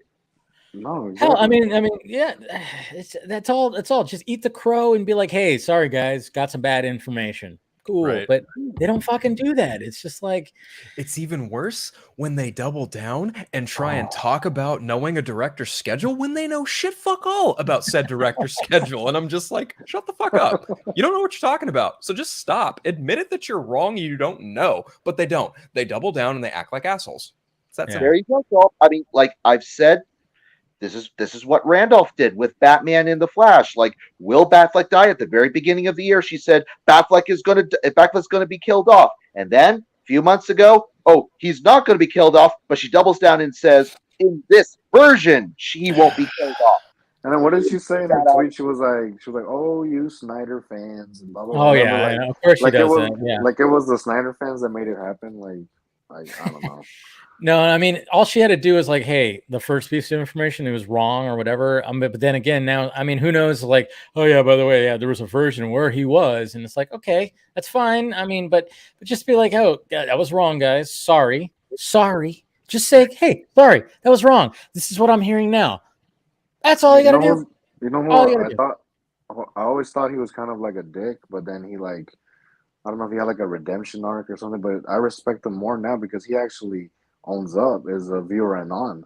He actually like owns up that he's been wrong or whatever. Because I remember he said, "Hey, I was told that Batfleck did die, but things change. It's been a while. That was a while ago." Who's it again? Viewer and on. Who's that? Oh, viewer and on. He goes to streams and all that stuff. Okay, so. yes, I know exactly. Okay, now I just hit like viewer and on. Yeah. No, yeah, you're right. I follow him too, and yeah, he'll admit, yeah. And that's all you got to do. That's all you got to do. It's just admit when you're wrong, or admit when things are the information you got is wrong. Nothing wrong with that. But there's just people that just that their whole fucking thing. Like fucking like Humberto when he was like, what was that? What did he tweet? He was like, sorry, Snyder fans, even though I was embarrassed to ask, they will never release the Snyder cut. Yeah. And then what happened? And now he's trying to convince the world that bots had a hand in voting in the shit. And I'm just like, dude, you really don't know how to take an L. Yeah, he wanted to. I mean, and we're not even saying that. Yeah, maybe there was some bots involved. Sure, that's Twitter. It's fucked up. It can be, but he's trying to push the whole thing like strictly. Yeah, I mean, the way that he approached it was just, first off, why did you need to do that? But he knew, because he knew it'd get fucking engagement and clicks and shit. Yeah, it's all traffic. Yeah. Oh yeah. And that's why I was like, oh guys, don't quote tweet the actual story, just screenshot it. It's like they don't I think nowadays it's like they don't expect people to go past the headline. Like they don't expect people to read the actual article. And when people do read the article, it's like, what the fuck? The funniest part of that article was when they said, oh, and then on one day there was a spike of 25,000 tweets just on this one day. That's like, have you not seen how many fucking trending events this fandom does? Exactly. How is that shocking and surprising that one day there was all these tweets? I even said too, like when I was commenting about that, I said, I mean, do you not realize there's people in this fandom that their whole day is just tweeting out restore the Snyderverse or anything that has to do with it. Their whole, you look at their Twitter page, it is nothing but that. Even when they sleep, because they like schedule their tweets. Exactly. There are, I mean, that's all there. And I'm like, you know, you gotta realize that. Yeah. Oh, I thought you were gonna say something, Eric. Are you just yawning? Are we boring you? Fall asleep. Yeah. Hey, Wonder Meg's here. What's up, Wonder Meg? Wonder Meg's here. Hey. Good to see you. That's not what it says. Oh wait. I thought she was on the. No. No. Damn it, Meg. Sorry. Damn it, Meg. Shut up, Meg. Yeah. Back to Kenobi is like, I don't know. I'm really pumped for like what's coming next. Oh, and I'm also really pumped that like today we found out the trailer for season 2 of The Bad Batch, but that's me. I'm excited for that. I still haven't watched the first season. Like I said, I got to catch up on all the animation. I have like half of the Clone Wars and series watched, but I got to watch the rest of it. Watch Rebels, watch Bad Batch, watch. Yeah, I got to catch up. I love Rebels. I haven't fit. I've seen the last bit of Clone Wars. I don't really care much for the Bad Batch. That's the one I was just like, whatever. Yeah. I'm really looking forward to Ahsoka, Mandalorian season 3. Visions just got announced for another volume, so I'm looking forward to that as well. Yeah, so that was good. I will say this, Phil. Keep in mind that it really looks like they're each. It does seem to be like an MCU kind of thing where they're all setting up each other. Yeah. So, a guy I know is actually writing. Oh God, what was it? I have a mutual friend. He's actually Zaki Hassan's co-host. He's writing Young Jedi Adventures. Oh wow! Yeah, that's pretty cool. Did you guys watch that Visions show on Disney Plus? The Star Wars Visions. Loved it. That was pretty good. Well, not all the episodes were good, but some of them were really good. Visions, isn't that? It's basically like What If, essentially the equivalent to Marvel. Well, it's just you got these artists and these people all around the world. It's like, hey, what's your version of this? And I thought that was a unique and something different. I mean, that's the thing that Star Wars needs. It needs something where it's they're gonna keep on doing stuff around Skywalker. They have to, because that's just the way it is. And there's a lot of things to say right there, but at the same time, when you can actually do something that's not the mold of what they've already created, and I thought that was actually pretty unique to have different artists, different creators all around the world. Okay, hey, this is what we're gonna do with Star Wars if we have the idea. Who should get a series? I want a series of the little first kid that gets slaughtered by Anakin. I want to see what led up to this moment. That poor kid. Yeah. He wasn't the best actor, or it's just far more likely he just was the best director of actor. All right, I know he had a good shock. He had a good shock. Like, I'll get some Jar Jar in the show. The kid at the end of The Last Jedi deserves an entire 5 seasons. Yeah, that little Jedi kid who's the broomstick kid. Yeah, that's him.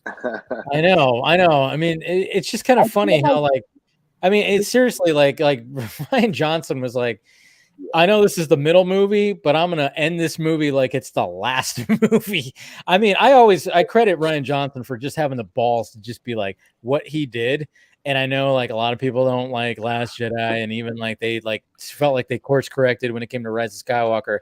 But kudos to Ryan Johnson to be like, I know it's the second movie, but I'm gonna fucking treat it like it's the last one. And he did. He set up this whole other thing, and even like when like everything was like done, you had like the whole cast sitting there. It was almost like the end of fucking Return of the Jedi, where it was like everybody was just kind of like there, and it didn't have like that Empire Strikes Back like cliffhanger kind of thing, or anything. So I mean, it kind of did, in a sense, but I thought I was just watching some interviews of Mark Hamill like during the Last Jedi press tour, and I was like, did he enjoy making this movie? What the fuck? I don't think he did. I think he did. After watching Obi-Wan, I'm just like, hey Ryan, you should take some notes from Deborah Chow. Yeah, she's been directing a lot of stuff, right? Aside from like the shocking, the stabbing of the Grand Inquisitor. Aside from that, which was clearly just a what was that? But that aside, Deborah Chow has been all about for both episodes have been all about give the fans what they wanted. Oh yeah. Definitely. I want to see her make a movie. I want to see her make a movie so bad in Star Wars. What? You're not looking for a Taika Waititi one? You know? No, I'm not at all. Like, no. Like, don't get me wrong. I think Thor: Love and Thunder has like the ability to be better than Thor: Ragnarok, but when it comes to my bar personally, that bar ain't very high. Yeah, I mean, look, like his episode of Mandalorian good? Yes. Did he write that episode? No. And the first 5 minutes of that episode are tough. They're tough to get through. I mean, you know, when it comes to Taka, I mean, he's a good filmmaker. I mean, I'll give like Jojo Rabbit. I enjoyed when that was him. Like, you know, maybe it was a little bit, you know, as him playing Hitler, it was a little over the top at times, but at the same time, it was still a very well-made movie. He's a talented filmmaker, but yeah, when it comes to the humor that's been injected into Thor, I mean, I can't stand Ragnarok. I don't plan on ever revisiting. When I see Thor: Love and Thunder, I'm like, I'm gonna watch it because of Jane. I'm gonna watch it for Natalie Portman because you know, that's just. But other than that, I'm like, seems like it. For me, it's her as Jane, right? But then also, I'm actually kind of looking forward to Christian Bale's Gore the God Butcher. True. I think he's gonna do pretty well. I want anything that has Christian Bale in it, man. Christian Bale is one of the top all time. Christian Bale seemed very dark and intense and serious, but it's like all I can say is, for the most part, the trailer for Ragnarok was pretty good and made me hyped for it, except for the whole except for the moment in the trailer was like, yes, we know each other. He's a friend from work. I was like, oh, that's dumb. A friend from work. Ugh. Yeah, I know. But it stupid line. Such a stupid line. Hoping that was just one little stupid comedy moment, and no, that's the entire movie. It was the whole fucking movie. Good Lord, man.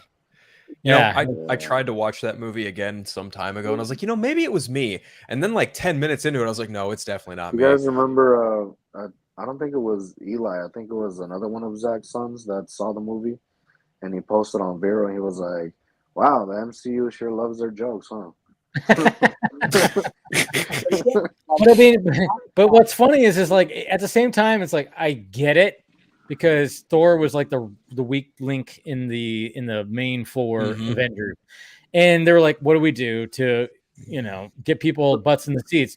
And they achieved it because it made over $1 billion, right? I think it did. No, it didn't make $1 billion, but it made. It did 800 something million. It did better than. So I get what they were trying to do, but then I remember even hearing an interview with Hemsworth, or I heard like maybe it was something in like an article or something where I guess like when it came to Infinity War, like Hemsworth was really worried that the Russo brothers were gonna bring him back to where Thor was. He's all, we're different now. He's a funny guy. It's funnier and blah blah blah. But then I'm like going, man, I actually enjoyed Thor really a lot in fucking Infinity War. I thought that was after watching Ragnarok and being like, what the fuck did they do to Thor? And then leading into Infinity War, I'm like, oh, he's back. They brought him back. Thank God. And then what happens? And then he's fat Thor. Like, was concerned about what the Russo brothers were doing. Really just shows that he's got horrible taste. You know what's funny about? I mean, people like talk about the Russos did a lot of good stuff when it came to that, and I even say the same thing about Spider-Man. I think the Russo brothers did better than Watts a little bit. I mean, just because it just felt like a different Peter Parker when the Russos were handling Peter Parker and Spider-Man, in my eyes. I mean, even like when he gets introduced in Civil War, you see his apartment and everything, like where he lives. It's different than when you see Homecoming. Like it just, and then Peter's wearing like fucking, thrift store clothes, and it's like, it was like, wait. I mean, I get what John Watts was doing. He's all about the coming of age aspect of it, and he's a 80s kid who just wants to do like that kind of stuff. But I don't know, for some reason it's just I enjoy Spider-Man more when it was handled by the Russo brothers. But then obviously No Way Home, that was probably like, all right, well that's I mean, that was his best Spider-Man performance. That was his best Spider-Man right there for sure. But I mean I can't. I Far From Home is a very difficult watch for me too. It really is.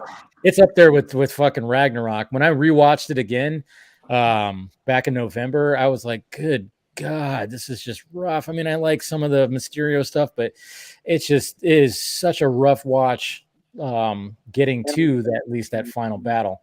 I said it before, and I'll say it again. Like, for all the good things in Far From Home, that sequence where Mysterio is laying out for his crew their backstory, which they all already know. Yeah, that was bad. I just went, why? That was bad. That was really bad. I mean, like, and it's just like, and kudos to Jake Gyllenhaal for at least just like going for it in that scene too. It's painfully clear. I'm going like crew. I'm going to tell you everything you already know, just so the audience can know it. Yeah, a lot of exposition right there. I mean, but I do like when in the final act where he's really fucking with Spider-Man and he's doing all the crazy stuff, and God, that was all beautifully done. I thought that was where it was strong, but getting to that point was just a rough fucking ride. Really was. I mean, the whole MJ and Peter stuff was like, fuck. It's like I liked her a lot better than I liked her in Homecoming, because in Homecoming she was just an annoying jerk. But everybody was much better in No Way Home. Honestly. Oh yeah, everything was brought up a notch, big time in No Way Home.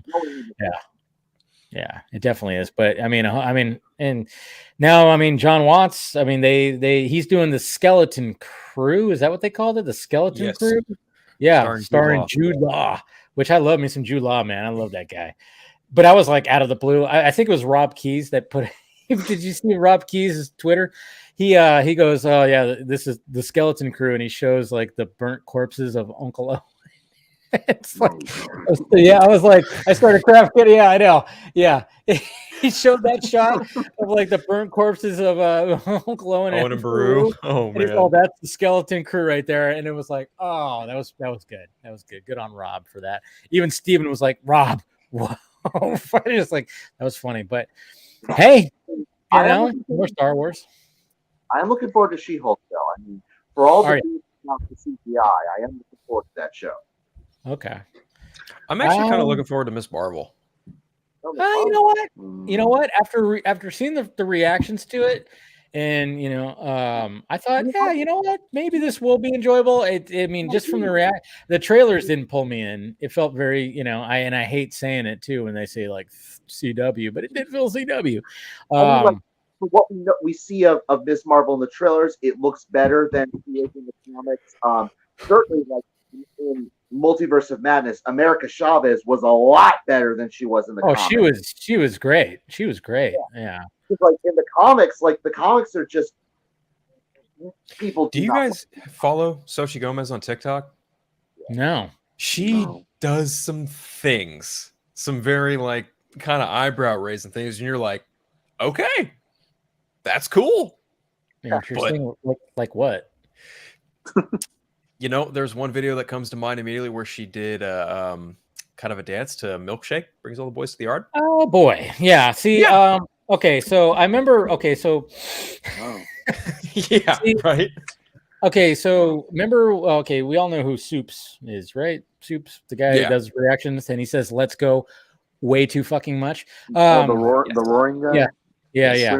He, but respect to the guy. He's built up his brand to being, that guy and doing these fan events, which is great. He did a fan event for Doctor Strange and the Multiverse of Madness, and she was going to be the guest wherever they were. She was wearing his jacket, like one of his jackets. Like I guess he gave her like a Soups jacket or whatever, but she's literally wearing like a headband for a top. And I'm going, she's 16 years old. And she's going to be wearing that in front of a bunch of fucking nerds like at this theater, and like I'm like, is anybody going, hey, you're 16, maybe not, maybe wear something a little bit more, but I mean, it seriously was like a headband that was just covering that, and I'm going, yeah. I will say this. Yeah. I think that she could be referencing that there was a time when, look, the term sweet 16 is for a reason. There was a time where that was the age of consent. Maybe that's what she's referring to. I don't, who knows, but it was a little odd. And then of course people always try to throw Soups under the bus. There was like something where, and I didn't even believe like the image did you see that image, Jose? The way that he touched her knee or something? Yeah, it had like a hand on her knee, and I'm like, did that really happen?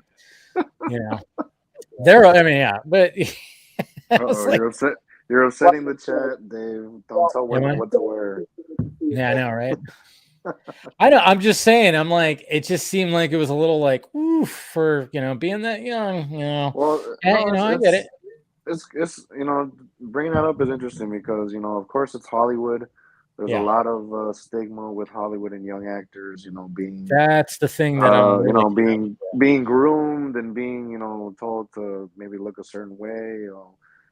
Before they turn 18 and then let loose when you're 18. I'm just like, uh-oh. So, hopefully she has good people around her and, she doesn't fall prey to any of that. Yeah, I know. They just... Yeah, it's kind of creepy because the Soups posted a picture that he took with her and all the comments were like, oh my gosh, she's so gorgeous. Oh, don't worry, guys. Don't worry, I'm 16, by the way. And I'm like, what? Yeah. I'm supposed to believe you don't even have a picture of yourself, and you're saying, "Oh, but it's okay, guys. I'm 16 too." Like, what the fuck? Yeah, I know. When Millie Bobby Brown came out and was like, "I don't like y'all talking about me like that," I feel like that's going to be Xochitl Gomez in like 2 years because there's just like 18, yeah. There's just some things that men, my age, older, you just shouldn't say out loud or even on social platforms. And when you comment about women like that, especially of that young of an age, it's just not a good look. It's not a good look. Definitely. I mean, it's Twitter for you, for sure. And I know because I work with that guy. You work with that guy? Yeah. You work with a guy like that? Say anything. I know. I've worked with guys like that too. Well, Dave, you're half Mexican, Dave, and I'm Latino too. You know how Latino culture is. You got these dirty old Latino men that's looking. Oh, I know. Yeah, he is Latino too. Oh yeah. My grandpa. May he rest in peace, who passed away recently. Oh yeah, he did not hold back when it came to things that were in his brain, which was what was hilarious about my grandpa. Especially if he's been tossing back a couple. Oh, he just did not have any filter. No filter. And I loved it when my grandma Lupe would just fucking get so pissed off at him. It was just one of those things where she'd just be like, hey, and she would just do that pointing thing, that Mexican grandmas do, she would just and then do that like kind of thing. Oh man. And he's like, what are you gonna do? I'm gonna die in a few years anyway. That's kind of like the way you looked at Grandpa. it. Yeah. Oh, Grandpa, miss him. But yeah, I know. I get that. Yeah. But I mean, I was just saying, like, I the way I looked at it was just the fact that it's like, yeah, okay, wear whatever you want, but just kind of know the audience. Like, hey, okay, just realize where you're at, and maybe that's the only thing that I was like trying to like get the point across. Where I'm like, all right, okay, so and because then I felt sorry for a little bit for Soups, because it's like, oh yeah, you got to host this whole thing, and then people are trying to like make you think like you like you're a weirdo. You're a weirdo or something like that. So it's just like one of those kind of things. And again, that's why I'm priding myself on focusing more on She-Hulk in this case. Well, I think this would be a good way to segue into another young actress, Millie Bobby Brown in Stranger Things. Fuck. I mean, I've only watched half. I'm only like. You haven't finished it? No, I didn't finish it, man. Oh, they're long. They're long episodes. Yeah. It's hard to do. Like I watched 5 episodes yesterday, and my God, did the end of episode 4? Fuck. Oh, that was stressful. dude, I was standing right here behind my couch, just going, "Oh God!" I was like, "Go, go, go, go!" I mean, the gift that I used, of Kramer, like when he's just like, "Go." That's the way I felt. I was like, "Go," because it was funny because when it came to Max, the character, when you saw the trailer. And you saw that something happens with Max where she gets lifted up into the air. By the way, who's seen anything of season 4? I'm up to episode 5. Okay, good. So you saw episode 4. Jacob, I was behind just watching it. Okay, what episode are you on? 4. Okay, so there you go. We won't go any spoilers. So we'll go finish it and come back. Yeah, all right. We won't go into any spoilers because, especially since we won't do that. Like I said, Dave, I don't follow Stranger Things that much, so I don't care. Okay, but it's just basically like it was one of those things where, or like what's happening in this season, with this new villain. What's his name? Vecna, right? Yeah, Vecna. Yeah, Vecna. Yeah, Freddy Krueger. He's basically a Freddy Krueger type of character. Yeah, very much like that. I'm going to keep my mouth shut because there's a seriously solid Freddy Krueger reference in episode 5. That's all I'm going to say. Nice.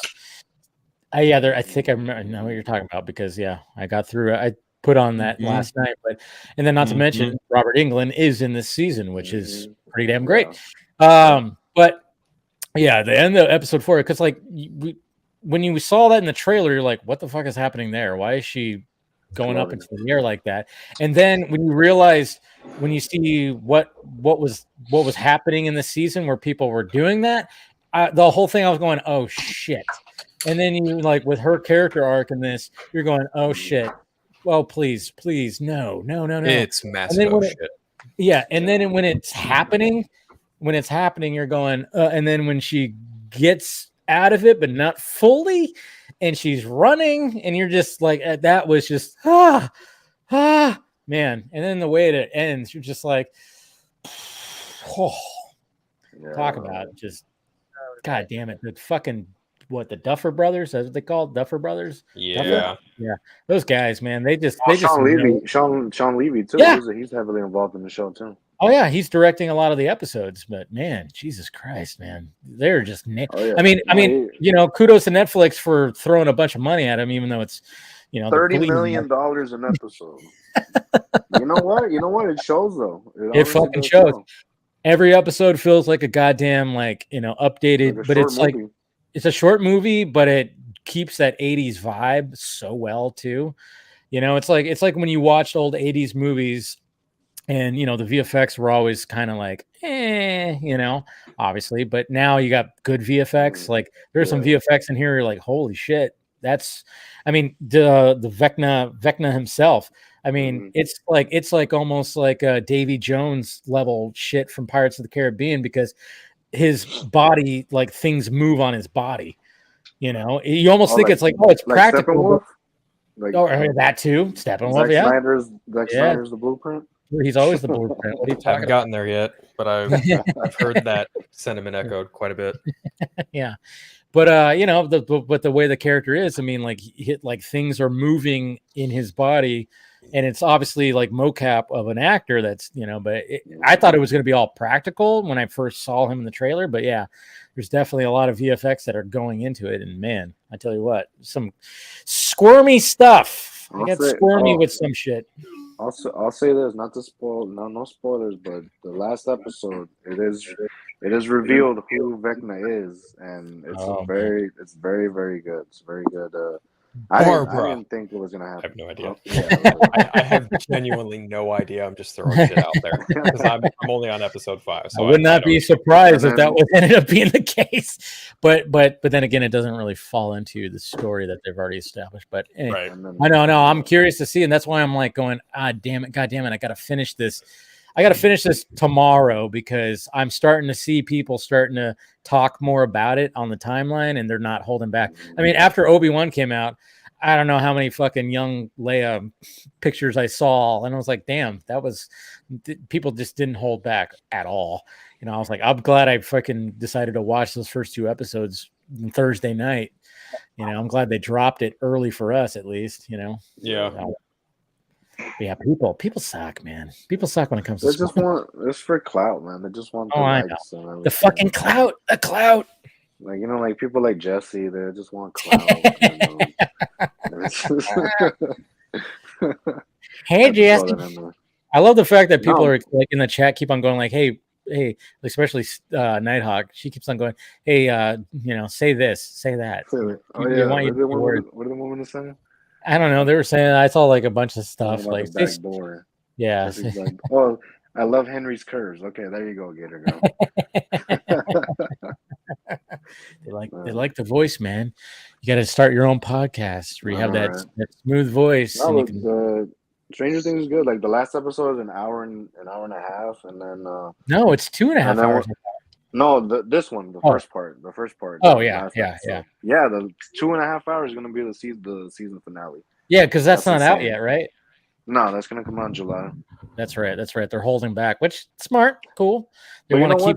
I think it's good because they have so many because they got the Hopper side story, they got the 11 side story, they got the the kids like Max's side story and all that. It's like they need. I guess the episode needs to be that long, I don't feel like there's like any like filler stuff. Honestly, I think it all. That's what I like about this season.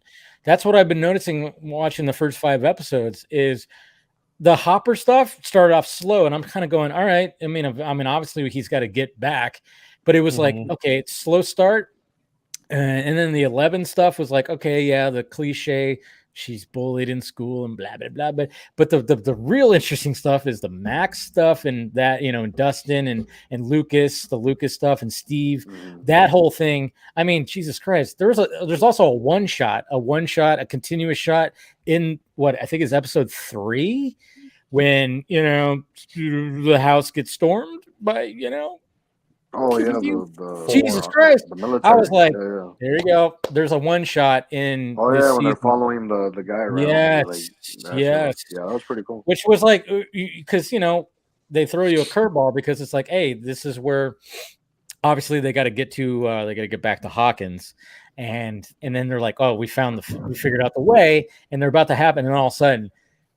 Fucking curveball, and it just gets goddamn insane.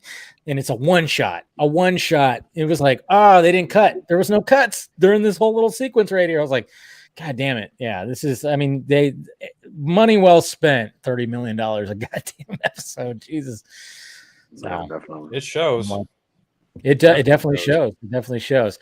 But I think before we wrap it up here, let's talk a little bit more about that Flash costume. Is anybody what are we thinking? Like, there's a circle on the wrist right there, and I talked about it on Film Junkie Live. What are we all thinking that? Because I think it was Ryan Zieverfett who, when I posted my little Film Junkie shot talking about that, and he goes, yeah, he said good eye, and then it's in the prequel comic or prelude comic, whatever, because you see Flash like that and there's a circle. So what are we thinking that? Well, first, I don't suppose you could pull up the image of it. Yeah, I can pull up. Let me see. Because when you mentioned like the circle on his wrist, my first thought that comes to mind is how in some of the animated films, in like the animated Flashpoint or animated whatever, he has a circular, like either a watch or a ring that's basically where he pushes it and then his whole costume comes on it. So it's rather like how that's what he has the ring for too. I thought the ring is like it shoots out and then he just Yeah, it's a lot like how Tony's like Iron Man's became like in Infinity War. Mm-hmm. It's just his Apple Watch. There it is. Yeah, that's all. Yeah. That's why watch when the suit comes on. I feel like it could be a number of things because it could mean like maybe it's like a what's the word I'm looking here for? It's like smartwatch technology. Maybe it keeps track of how many calories he's eating, or needs to eat. Could be like interdimensional, universal travel. I'm honestly not too sure. Yeah, I know, but I was kind of worried, because I didn't like the whole time travel GPS that they had in Endgame. I was like, oh, it's a little weird. But at the same time, I'm like, maybe it could be some kind of multiverse thing too, communication. Because the idea is that Bruce made it, helped him make it, so it could be a communication watch with Bruce. Yeah, that's what that's what's so funny about this whole thing too, is like, well, when people are like constantly, especially the diehard fans that just want to shit all over anything that's new and everything, it's like, do you guys realize that your favorite Batman is the one that created this costume? It's like it's supposed to be the one that kind of designed it for him and stuff like that. And I mean, that's the thing. It's like all I ask for people is like, yeah, you could criticize it, say what you don't like, but man, when some of these guys go so hard and be like, and I like obviously the original suit, it's great, but it's a good starter suit. Obviously that's not like, that's just something that Barry himself put together. I mean, I'm one of those guys that I still love the Flash 1991 show suit the best. There's just something about that suit that I like how it looks. I just like how it looks. But again, headgear, yes, that's where I think that's the common complaint, is the headgear just looks wonky. But I think there's people being ridiculous about it though. Like I've seen some tweets that have gotten a lot of likes, making it seem like the cowl sticks all the way out in the back, and it doesn't even do that. Oh yeah, people saw one bad low quality picture, and then they think that's how it's looking, and they're completely ignoring the high rise pig where it looks great. Like it's just the mask part, like around the nose and stuff, that looks kind of weird, but the other part goes perfectly around the head. So I don't know. And by the way, I don't know what people are looking at. By the way, Dave, like you brought up, like that the suit that's like your favorite Flash suit, was it the '90s? I believe, was that it? Yeah, the '90s Flash suit. Yeah, Honestly, I don't know if he already was that buff or not, but he looks like a bodybuilder in that suit. Oh yeah, I mean, well, Mr. Ship, he's a in shape dude, but of course, there's added definition, of course. But I just like the fabric, the texture. I mean, it looked like it was suede, and it just was like, it was straight up like, hey, the Flash. I mean, there's nothing to it. You got a belt that looks like a lightning bolt. You got the emblem. You got the fucking wings off the. I just thought it was like, I don't know. It just really, like, especially at the time. I mean, that's just what the suit looked like. Obviously, it's been upgraded many iterations and when it came to the little teaser that we got, I love the fact that there is going to be like electricity going, basically kind of coming off the emblem. When we see that shot of him in like the Bat Cave, I guess, and it's just like, I think that looks really, really cool in my eyes. I'm like, I thought even the cowl looked good, the helmet looked good in that shot. So it's funny though that this current suit, this new suit, people are saying, they're pointing to like, the muscle pattern on the suit. They say, "Oh, come on, Ezra Miller isn't that buff." I was like, well, he's pretty ripped. Well, that other guy, his suit made him look like a bodybuilder, so it's not like there's not tradition. Yeah, I think as we move forward in live action comic book suits, superhero suits, they're probably going to start straying away more from the muscle padding a little bit more. It's like, all right, let's get it a little bit more practical, I guess you could say. But yeah, I mean, but at the same time, I mean, when people are like, I mean, there's images out there of Ezra with at least his shirt open. He's got a fucking 8-pack. I mean, he's a rip, he's a lean dude. He's like a lean rip dude. He's one of those guys. I have a friend like this too, who cannot work out for like a year and still have like an 8-pack. And then when he starts working out, it just starts, it's like, fuck you, man. Also, he probably also has like a high metabolism. Oh yeah, he definitely does. It kind of makes it all the more funny when people are like complaining about his casting. Oh, come on, Barry Allen should be an athlete. I mean, it's like, well, have you seen Ezra Miller with his shirt open like that? I mean, yeah. He should be an athlete. Yeah, it's just weird complaints. But I think I'm just wondering, like, when it gets to the point where it's like, yeah, we get like costumes where it's like, it's not, I mean, obviously they're always going to have something, but I mean, I think, when it comes to The Rock saying the hierarchy of the DC, blah, blah, blah, I think he's just saying it because he's the one that's not going to have padding, and it's just like, holy shit, look at that. Yeah. Maybe that's what he really means. But at the same time, it's like, it's probably going to get to a point as we further along where, but look at even like the Flash TV series. It's not like there's abs and definition on Grant Gustin. You know, he's in shape, but he's a lean dude. He's a skinny dude. So I don't know if it's ever going to, you know, get more to that point, but it's just aesthetically, of course, it looks good because, you know, they want to rip it out. I mean, look at it, every time you look at a comic book panel, every fucking hero is just yoked out of their mind.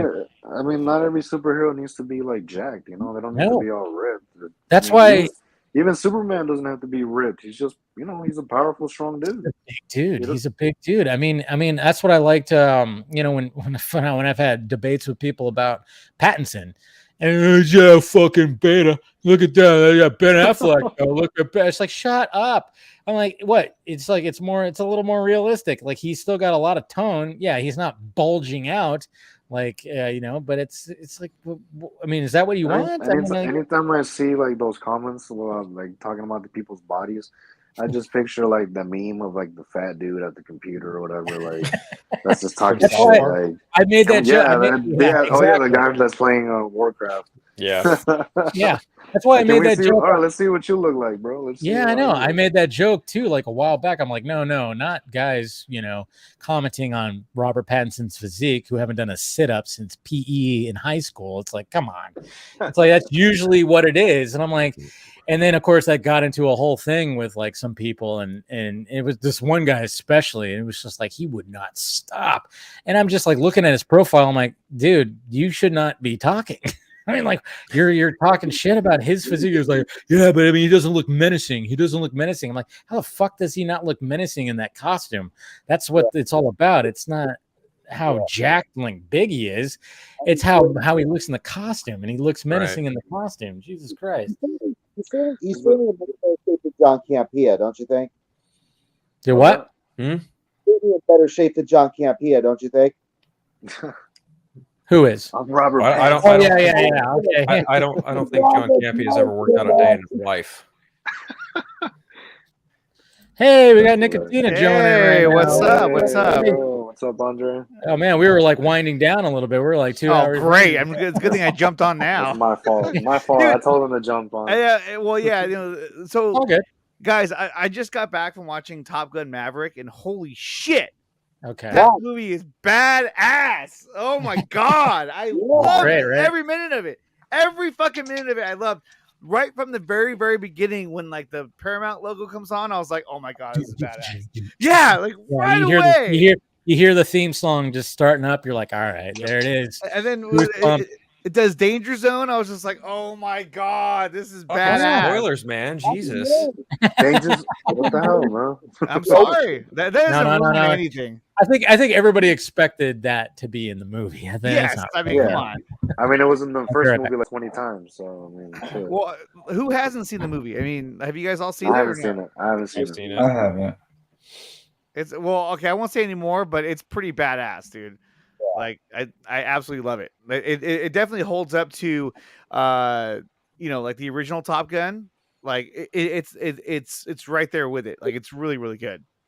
No, when I went to go watch, I feel bad. I feel bad, Jose. I didn't know you hadn't seen it yet. No, that's cool, man. I'm actually disappointed in you.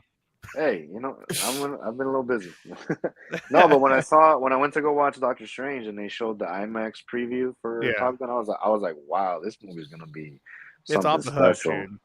Like the camera work they do in this movie is like I've never seen shit like this in my life. It's so incredible what they did. Was that? It's pretty impeccable. It is. You guys really think it's gonna make $1 billion? Yeah, I do. Because it's like it's the equivalent of like going to a theme park and riding like a bunch of roller coasters. I'm no joke. It's that good. I was like, dude, this is awesome. It's pretty so in Martin Scorsese's words, it's not. Hey, I know. I was going to say we got Scorsese over here. This is cinema. No. But you know what Andre is saying. It's like, yeah. I mean, and even just watching the original Top Gun today, it's like, I mean, it's great, still great. But when they're in the cockpit, you just don't feel like you do in this movie when you're feeling the G-force. They're feeling the G-force, where like their eyes are like and their faces are like moving and everything like that. I mean, it's just like you feel like that sounds like a good. That's like a review right there. Like this movie's so good. when they're in the cockpit, you feel it in the pit of your. Yeah, you feel it in the cockpit. Is what you feel it. Yeah, you feel it in your own, you feel it in your own cockpit. It was nuts, man. It was nuts.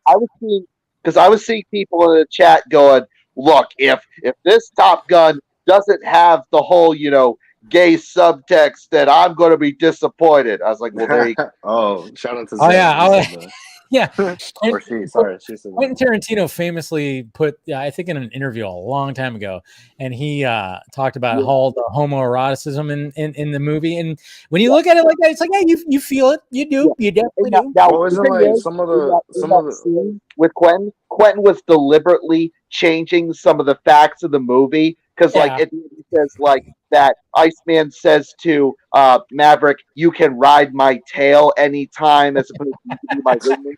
So he's some of the letting us in on the fact that he's joking, but he's explained that his point is that his point was about how critics were trying to like put homoerotic subtext to all these 80s action films, like with guys showing off their muscles and all that. That's gay and all that. Well, you could put right off the bat, they have those two guys, and the guy's like, "This is giving me a hard on," and the guy's like, "Don't." But see, to me, like that's the whole fun part about like a movie like Top Gun is that you can make these kind of like claims that like, oh yeah, there's all these kind of gay or homosexual undertones, and even though there's not, but like Maverick and Iceman, and they secretly want each other. Exactly, but at the end of the day, I absolutely love Top Gun, so I'm like, dude, I don't care. I fucking love this movie. It's badass. I just always make fun of the fact that everybody is so goddamn sweaty in the first Top Gun movie. Everyone's like shiny with sweat, and there's fans everywhere in that movie. They didn't have AC apparently back in 1986.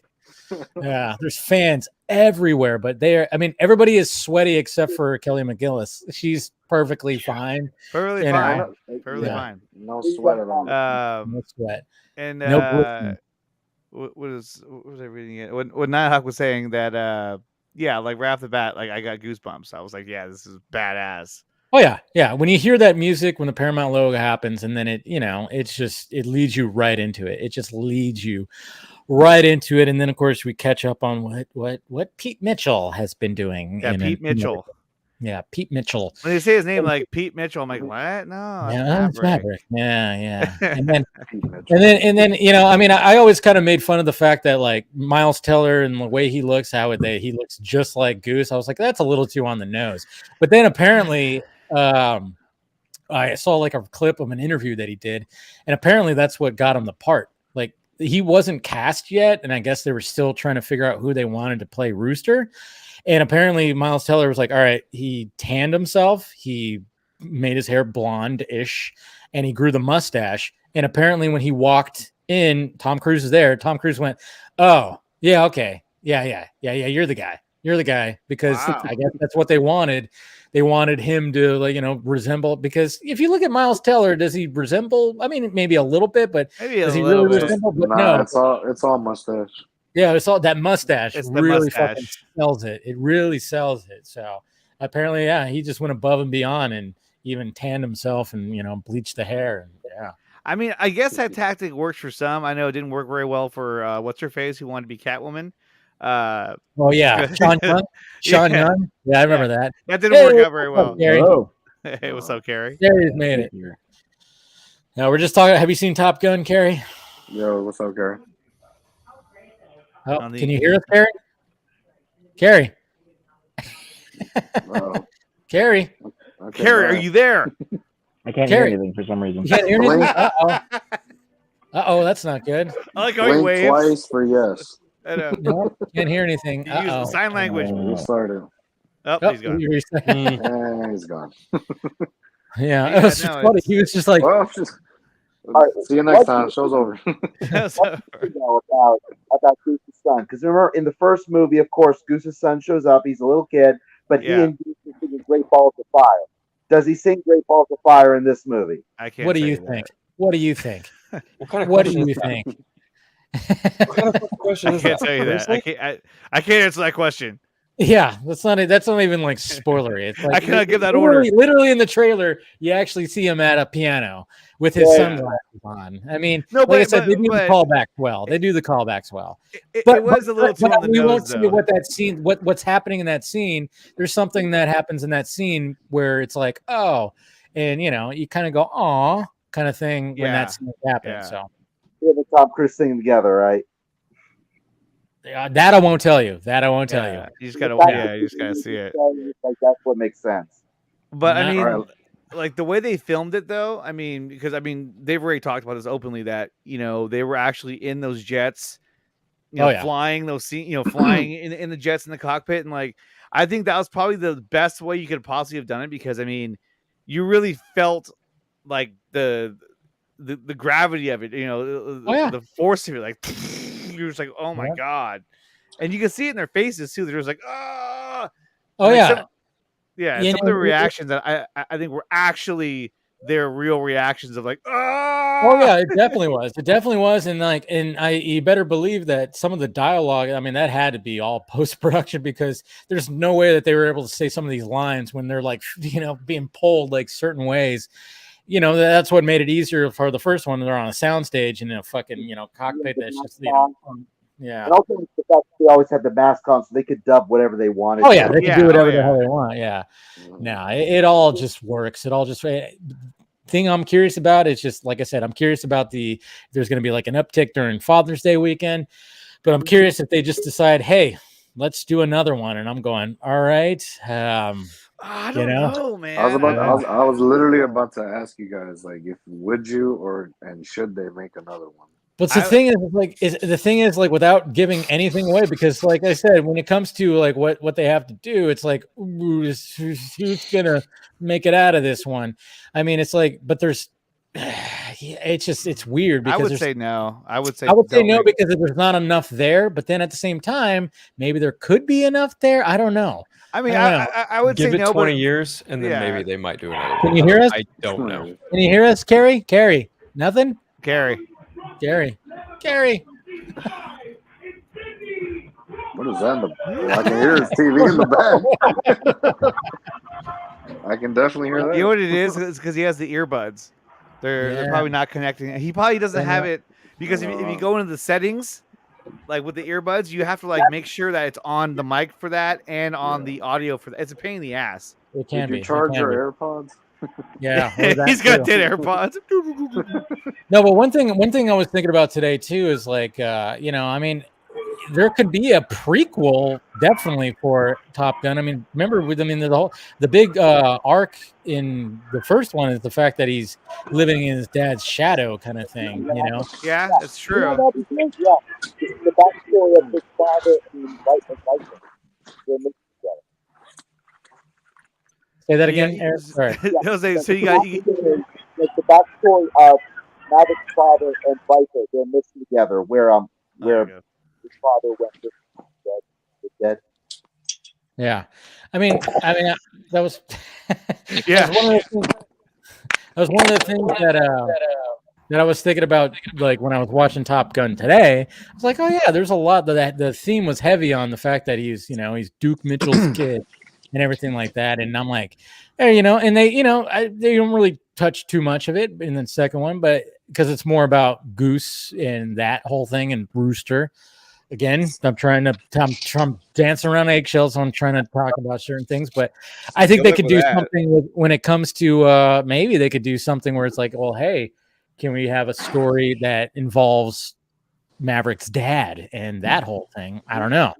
It could, but I mean, the whole selling point on this was that it was Tom Cruise as Maverick. So it was like, that's what. Well, Tom Cruise can play his dad. Have Tom Cruise play his dad. Yeah, there you go. Yeah. Put a different wig on him, and just like. No, you're not stating the obvious. They just need to go fly into space in the third one. Oh God! Sure. Tom Cruise. Can you hear us, Carrie? Carrie, can you hear us? I can hear now. Can you hear me? Okay. Yeah, we can hear you now.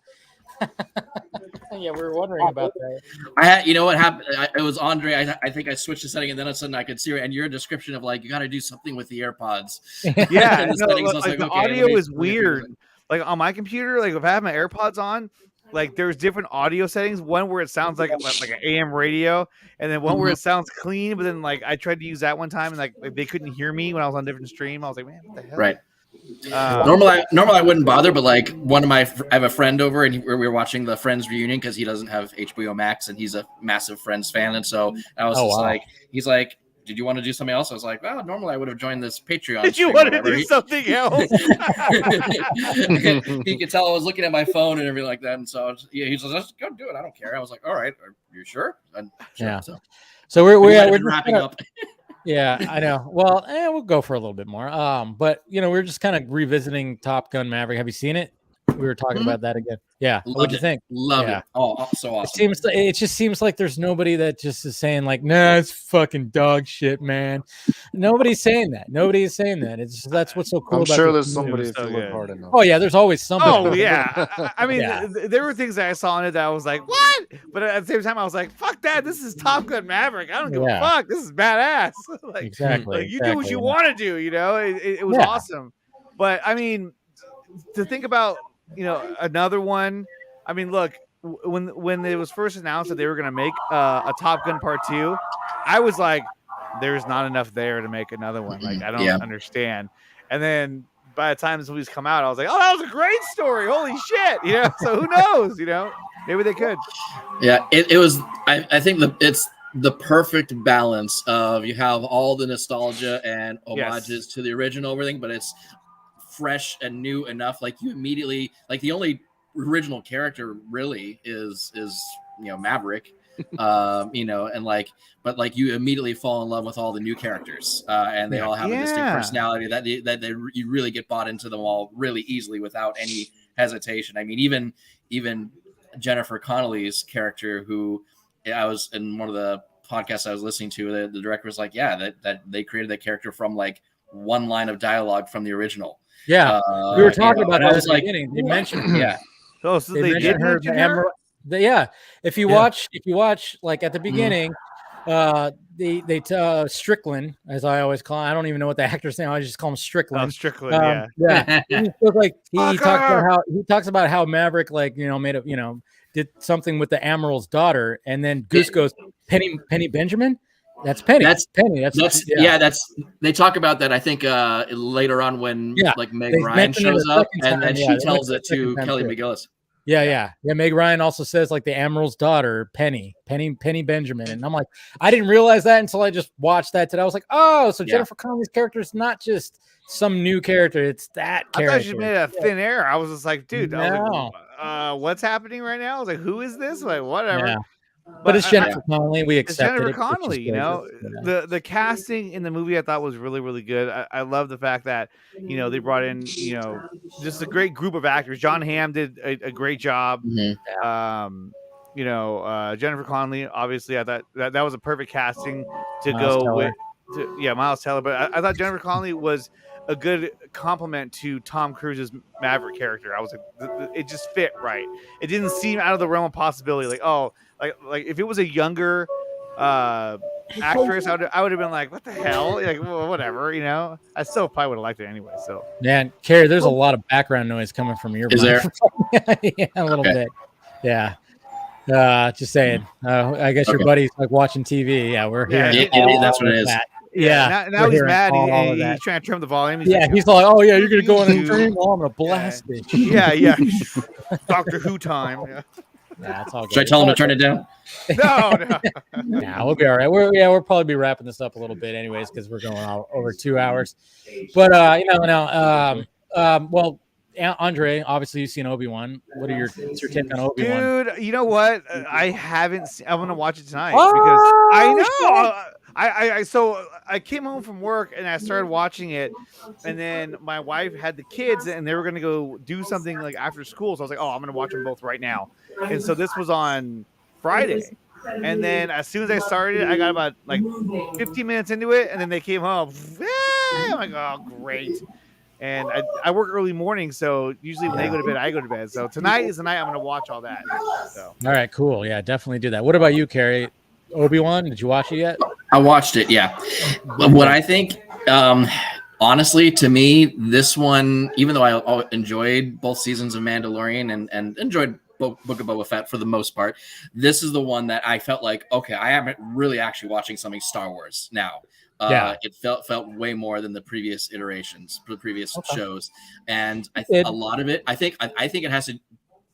Well, two things. One, the John Williams score, I think, really brought me into it a lot. It just made it feel like, okay, this really is part of not just the world of Star Wars, but like really involved, like connected. And the fact that, like, I mean, this is really, I don't think this is a spoiler, but like the lead in is, kind of a recap of the prequel trilogy. That was insane. When I saw that, I was like, holy shit, this is the actual movies. Like this is real. You know what I mean?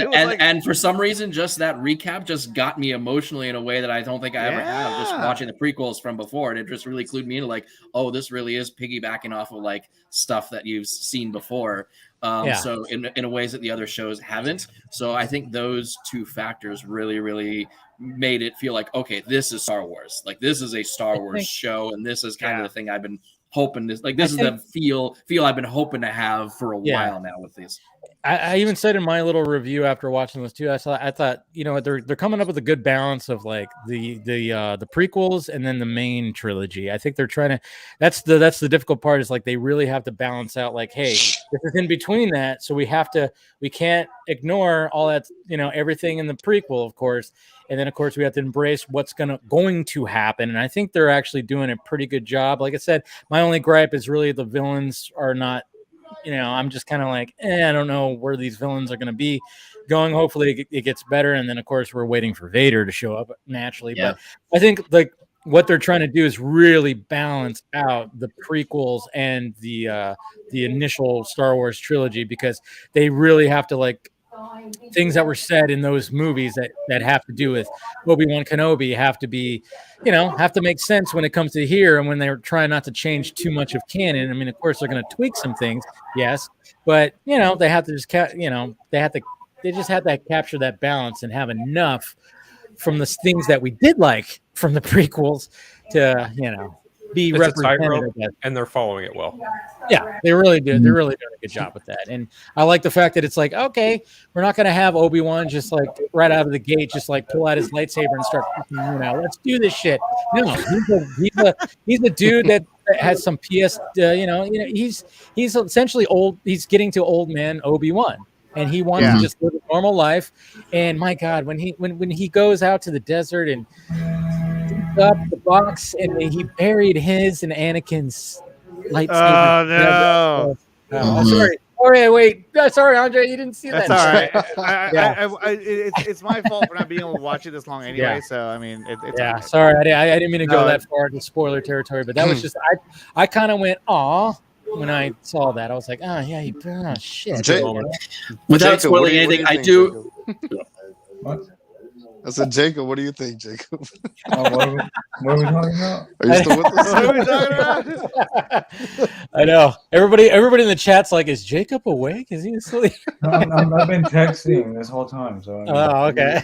You're resting his eyes. It's a work thing. Yeah. So okay. Yeah. As long as she's responding back, Yeah. No, what were we gonna say, Carrie? Sorry. Oh, what was I gonna say? I think it sort of seeing where Obi-Wan is emotionally, like after what the events of the prequels, I think is a really interesting thing. Oh, the thing I was gonna say, they pivot from what I thought the show was gonna be without me saying, I won't say anything beyond that, but like pretty quickly they took in a different direction than what I thought they were going to, and I'm like, okay, I really like this. They definitely. Otherwise, I felt like I was going to be like, okay, I can see this coming from a mile away. But like the fact they're going this other direction they are now, I'm like, okay, this is exciting. Yeah. Anybody else think it was like that? Pretty much was a Breaking Bad reference, and it's funny that Giancarlo is part of the universe as well. I think that was wholeheartedly intentional. Yeah, right. Like it had to be. Like he literally looks like Walter White when he goes into the spice. Yep. The spice place. Yeah, I know you're talking about. That was great. I was like, pretty interesting. I never got very far into Breaking Bad, so I don't know. You gotta get far into that. That's like a perfect. I got towards the tail end of season 2, and I was kind of like, I don't know if I want to keep going. Oh, you got to keep going. It's a really good show. That hasn't gone to the best part. One of the best shows. Yeah, you missed some of the. Yeah, you got. revisit that. Definitely. Does it not really become more like when does a point? At what point does it really hit the ground running? It's like season three. Yeah, season 3. It starts really getting big. Yeah, it starts to take off to the point where you're like, holy shit. I think where I left off is basically the point where spoilers for a much older show. Where Christian Ritter's character dies. Yeah, that was pretty dark. That was pretty much. I think I left. I think it's just because one of those things. I'm like, I'm not sure who I'm supposed to be rooting for in this show. That's the point. I don't know if I can keep. That was the thing. I was like, I don't know if I can. I don't know if I can keep going without someone to root for. Is the thing. So that's the thing. It's a whole show rooted in watching someone go from essentially being, and this is I'm quoting Vince Gilligan here. He essentially wanted to make a show where you see the fall of someone go from essentially being Mr. Chips to Scarface. Yeah, and the idea it absolutely does. And watching a person like Walter White succumb to things like greed and power, that's the interesting angle there, like, because you have to see him make these really questionable choices as the season goes on. Then once like season 4 and 5 happens, you're just like, what the fuck? Oh yeah, there's some shit that happened. Yeah. Try to continue on, Carrie. You really should. Does it do things where it calls back to things from that we didn't think were important from the first couple of seasons? Okay, 100%. A lot of callbacks. I would think that was always the thing I was looking for in a show like X-Files, whenever they would do that, like whenever they connect with the main mythology of like the aliens and stuff like that. So the thing is about Breaking Bad is like it's not a show about good people. Like that was part of my problem in trying to get into it. As like it's not even necessarily saying that they're outright bad people either. It's like they're just people. You can't even just people. You can't even root for the man's wife. No, you can't even root for the man's wife. Yes. The wife does bad things too. It's like, oh, they all do bad things. It's just like definitely. I guess Walt Jr. Yeah. The only thing is, you root for him to be. That's it. Yeah, he's like the only character. I mean, but at the same time, the way that they structure their story, I mean, then there's times where you root for Walt. And then you root for Jesse. A lot of times you actually root for Jesse because it's like, dude, you are just like, you need fucking. But then at the same time, then he'll do something. You go, all right, I was rooting for you, dude. And then you did that. Yeah. You're just like, oh my God, what are you doing now? But there are some like cliffhangers. I mean, that's what that show did, was like the fact that like, I would be like, I remember that summer I was binging it because I wanted to catch up before the series finale. And it would be like 3:00 in the morning. I was like, fuck, I gotta watch another one because I gotta see what happens. You know what though, the one character that I do root for, maybe some other people do, especially after Better Call Saul as well, is Mike.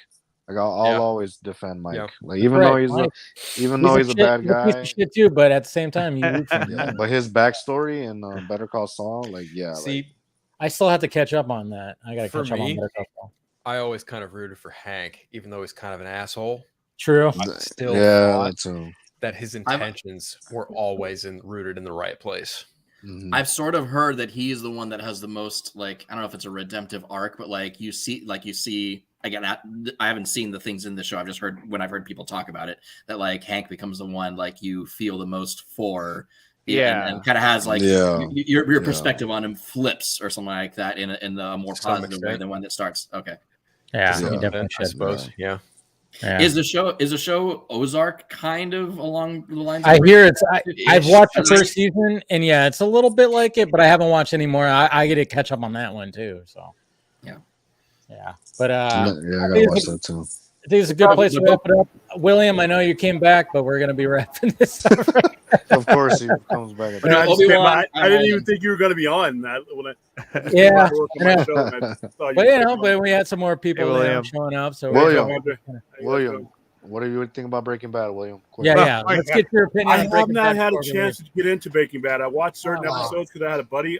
There's a lot of shows that I have to binge watch. That one I have to finish up. I'm still on season 3 of Stranger Things. I'm going to finish that up tonight, and then I'm going to go into season 4. I don't have a lot of time to watch TV as much as I used to, so DVR is like I got like 3 years worth of DVR. Seriously, I got stuff going back to 2019. That's not a joke. There's a lot of MCU stuff that I catch up on, but Yeah, it's fine. I ain't not missing much. Yeah, multiverse. That's always the stuff I watch first when the MCU shows are on. Yeah, it's Star Trek. The streaming shows I get right on. As soon as they start, I watch them. It's a Star Trek. I eventually probably want to get into the Picard thing because I always love. I'll say it again. You guys gotta watch Barry, man. You guys gotta watch Barry. Yeah, Barry. Barry. Yeah, I want to see that. Barry's fucking great. That's an amazing show. It's on tonight. I'm gonna put it on right now. I'm gonna put it on right now in the background. Did any of you guys ever finish Tokyo Vice or get into that at all? I still haven't been wanting to see that. It's really good, but if you're a Michael Mann fan, the show is somewhat downhill after the pilot. He only directed the first episode. Oh, is that what happened? Oh, yeah. Story quality wise, acting character wise, it's still great and everything like that. But visually, it just does. None of the rest of the episodes look anywhere near as Michael Mann has his own signature style. Yeah, I was hoping they would carry that forward, and it just didn't. Unfortunately, they were like, when you watch a movie like Collateral, when you watch a movie like Collateral, I mean, it almost seems like there's not much to what he's trying to show you, but I mean, it's just like it has that feel of like LA night. And it's just dude. When I watched Collateral in theaters, I was like, I guess maybe because when right when you walk out after watching the movie, I was like, this movie's gonna win Best Picture. This movie, Jamie Foxx is gonna win Best Supporting Actor. Tom Cruise is gonna. Public Enemies is still one of my favorite crime dramas. Let's not bring Public Enemies is still one of my favorite. Let's not go down that route. Oh God! But yeah, I was like, this is the best. This movie is amazing. Like Jamie Foxx is gonna win an Oscar. Tom Cruise is gonna win an Oscar. Like this is insane. I know. Insane. When it comes to that movie, I'm just going, can we get more villain Tom Cruise, please? Yes, he plays a good fucking villain. He's always doing like the gray hair role. But I'm like, damn it! You watch Collateral, he fucking and I even say this too. I think when it comes to John Wick and the whole gun fu, I think Tom Cruise actually started that shit. When you see like that alley scene, when he just goes bop bop and he just does it just like wow. That's another thing. I need more movies with Tom Cruise saying, "Hey, homies." Is that my briefcase? Yeah. Dude, Top Gun made $260 million already. Oh yeah, Top Gun. We just talked about that. Top Gun is badass. Hey, what were you gonna say, Eric? Sorry, what were you gonna say? It's certainly high on my list of things to watch because I've always been a stickler for noir and neon kind of look of the show is It's and I'm telling you, don't sleep on Bosch. If you've never jumped on Bosch on Amazon, don't sleep on that. And the spin-off of Bosch Legacy has been really enjoyable too. You know what I also heard of? What's that show with the guy that plays Homelander? It's called like Banshee or something. I heard that's a good show. Oh yeah, Anthony Starr. Yeah. Oh, it's called Banshee. That was like a few years ago. There's too many good. Like William said, there's just not enough time to watch everything. Yeah, there's there too many shows. And then sometimes when I'm like, I should put on a new show, and then I end up putting on something I've already seen like 1,000 times. I'm like, I always Zack Snyder's Justice League. I guess I'll just 4 hours later. I'm gonna put. You know what? I feel like I'm gonna watch War of the Worlds right now, as opposed to watching something new. Something like that. It's like I haven't watched War of the Worlds in a couple of years. I gotta watch it again. The pilot's 40 minutes long. Let me just put Zack Snyder's Justice League on. Yeah. Exactly. No, that's always what happens. It's like because I have like a list of everything that I need, but then I just end up putting on something. It's like comfort food. That's the thing. It's like if it's like, especially if it's at night, you just kind of want to go. I don't want to have to like concentrate on something. You put on something that's comfort food, Yep. And to be honest, Zack Snyder's Justice League, it's perfect fucking comfort food. You have that on the background, and you're just like every now and again, if you're working on something, you look over and go like, oh yeah, look at that. What a great scene. Okay, I love. I have that playing in the store. Look at that fucking masterpiece. Yeah. Zack Snyder's Justice League, BVS is another one that you just have on the background, and it just works. Man of Steel. I remember the original Avengers was kind of comfort food for me for a little bit there, But I would say if I was going to choose an Avengers film now, I would choose Infinity War. That's superior with you. to that. Yep. If you want comfort food, I have all the DVDs of Charlie's Angels. So. See, for me lately, it's been Degrassi. I don't know why, but it's been Degrassi for me. Yeah. Wow. I've been wanting I've been wanting to go back and do an X-Files rewatch for years and have never. That's good comfort food. Yeah, Quantum Leap. You'll be okay. Yeah, Quantum Leap is a good one. Yeah, I've been every night, like usually when I'm done with the show and I'm like doing my editing, I put on Eureka. I don't know if you guys watched Eureka. I never watched I remember that. That's such a good fucking show. I tell you, don't sleep on Eureka. It went for 6 seasons. That show was absolutely it's great. It's fantastic. It'll always be The Simpsons for me too, like the old Simpsons episodes, like Family Guy. Family Guy. Yeah. You know, Lost isn't half bad either. I never watched Lost. That's another rewatch I've been wanting to do. You should watch Lost, Dave. I would take the cast of Lost and make my own Batman movie. That's what I would do. Yeah, pretty badass. I was recently watching compilation scenes of from the Naked Gun franchise. It's such a funny. All 3 of those are so good. The first one I think is the best. They don't make movies like that. No, they don't, and they can't. Okay, your Spaceballs, your Hot Shots, those movies. Hot Shots. Fucking, I know. Speaking of Top Gun, I mean, Jesus Christ, Hot Shots Part 2. Part 2 was even fantastic. I mean, they don't make spoof movies like that. Ace Ventura. Well, even Ace Ventura. You can't do that. They did, but they were all shitty movies. They were all crappy movies. So they just stopped making them. Okay, so now that you mentioned that about they did and they're all shitty movies. Here's the thing: is that one of the things that I think is ridiculous is that whenever they kind of rehash or they redo an older movie, it always comes out just terrible. It's not very good, or just doesn't live up to the original.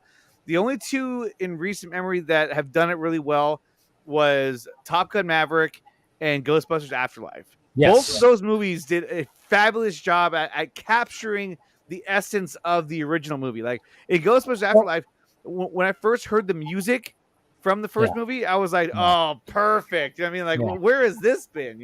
No, I think when it comes to doing sequels, like later on, I think even Force Awakens captured that too. I think they had a good. I think this is when JJ was like, he was on top of his game, and he was like, "All right, I think they captured a good amount of nostalgia," and then they try to send it off to a new direction. But then, of course, I don't think Lucasfilm knew what the fuck they wanted to do. But I think JJ did a good job with Force Awakens, and then going, like you said, I even said that in my review. Andre was like, the other time that I felt like this was with Ghostbusters Afterlife. Yeah. It was like, oh, this is capturing a good balance of old and new.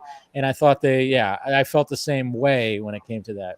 What do you got a better chance with sequels than you do remakes, so. Sequels, you have continuation. When it comes to remakes, what kills remakes is the era. A lot of times, like The Crow. The Crow remake is probably not going to be as good, simply because a lot of it is the era that it was released in. You're trying to capture the era and the ambience that was in the mid-'90s. Same thing when you try to remake Red Dawn and these things.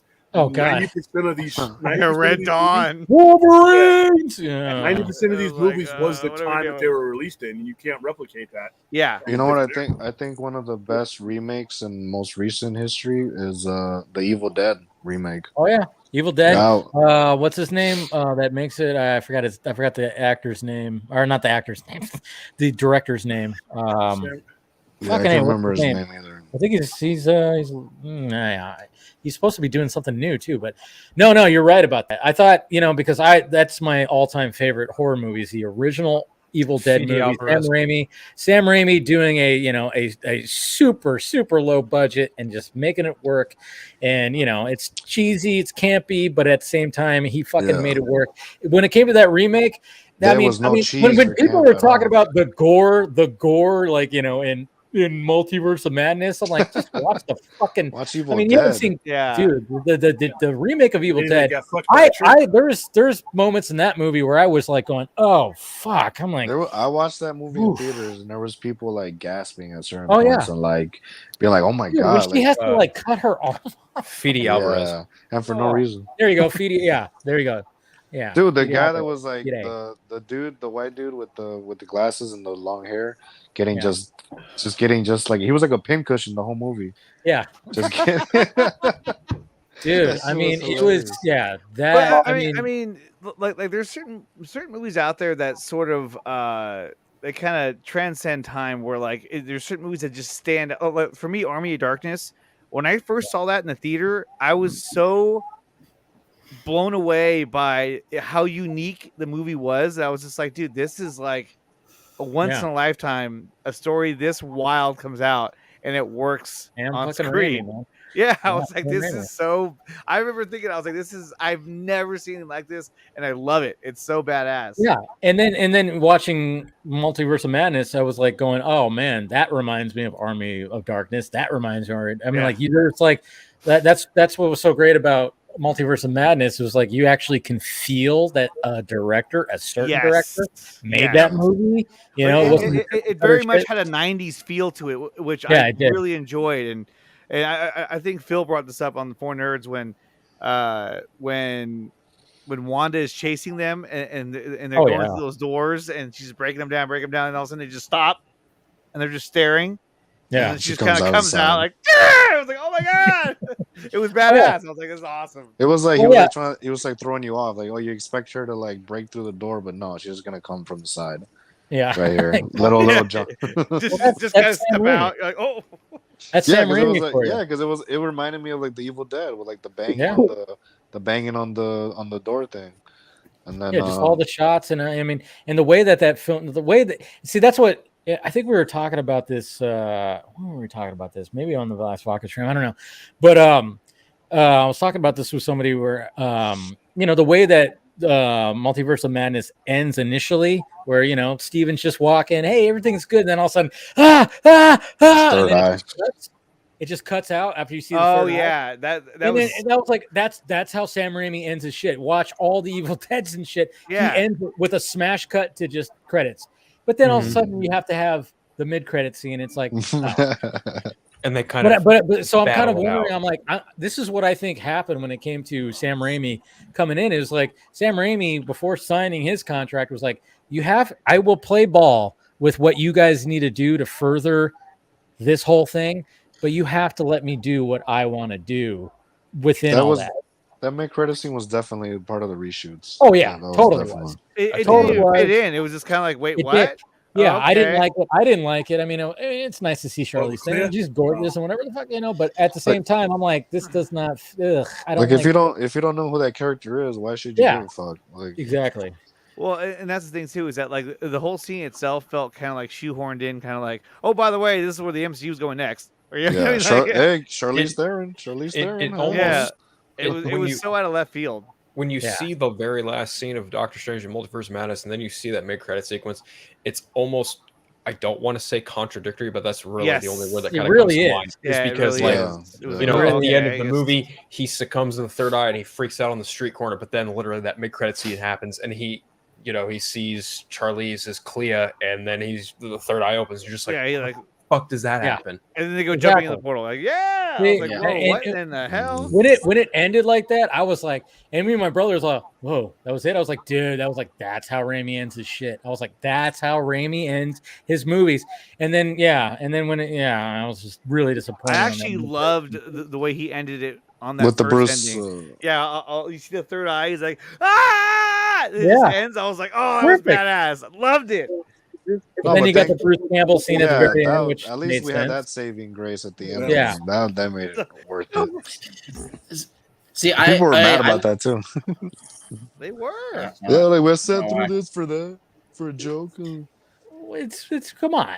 What do you expect that's going to happen after the credits? The pivotal scene is always the mid-credit scene. That's what continues. Because Scooper said Deadpool was going to show up, and here we go. Well, as Magneto. Wolverine. Magneto was going to show up too. Yeah, Magneto. I remember. I even talked about that. Apparently, I mean, who knows how much of that was legit? I mean, but at the same time, it's like, well, if you were just walking in this thing for a bunch of cameos. Well, that's on you. I mean, it says Scooper even had an article saying Tom Cruise is in Superior Iron Man. Superior Iron Man. Like it wasn't like. Was that Andre? I wonder how much waste my breath on that was cut out. But the thing is that there were a few their headlines said like he was in the movie. It wasn't like could possibly or might be. It was like he's in it, and I was like, dude, that's bullshit. If he was in right? it, he would have been in Dude, it. we've There's no way been they cut. talking about this on the Foreigners for a while. Like even I said, there's no fucking way he's in the movie because he was shooting Dead Reckoning back to back when Doctor Strange in the Multiverse of Madness was happening, and some people were just like, "Oh no, he's for sure in the fucking movie." And you watch the movie and you're like, "Yeah, he wasn't in it." Oh, yeah. But you don't hear anything about that. You don't hear anyone say, "Hey, that was wrong." Retract the story. Admitting like, "Oh yeah, that was wrong." I don't know. Yeah, we were talking about that earlier before you came on. How it's hard for some of these people to admit when they're because some of these guys like the whole thing about the villain in Black Panther. Namor. But they said it was Scooper said it was going to be Doctor Doom. No, Doctor Doom, but it was another one like White Tiger, or what was it? It was another character, but now that article doesn't exist. Of course, it's been taken down. Well, at least they took it down, But still, I know. That's the scooping game is it's a very weird and sleazy for a group that pushes like the whole receipt. I guess you shredded that receipt. Yeah. No, carry on. No, when you bring the receipts out, they turn into Stevie Wonder all of a sudden. And they can't see it. Just doing all that. Fucking Sandra Bullock and Bird Box. Yeah. I know.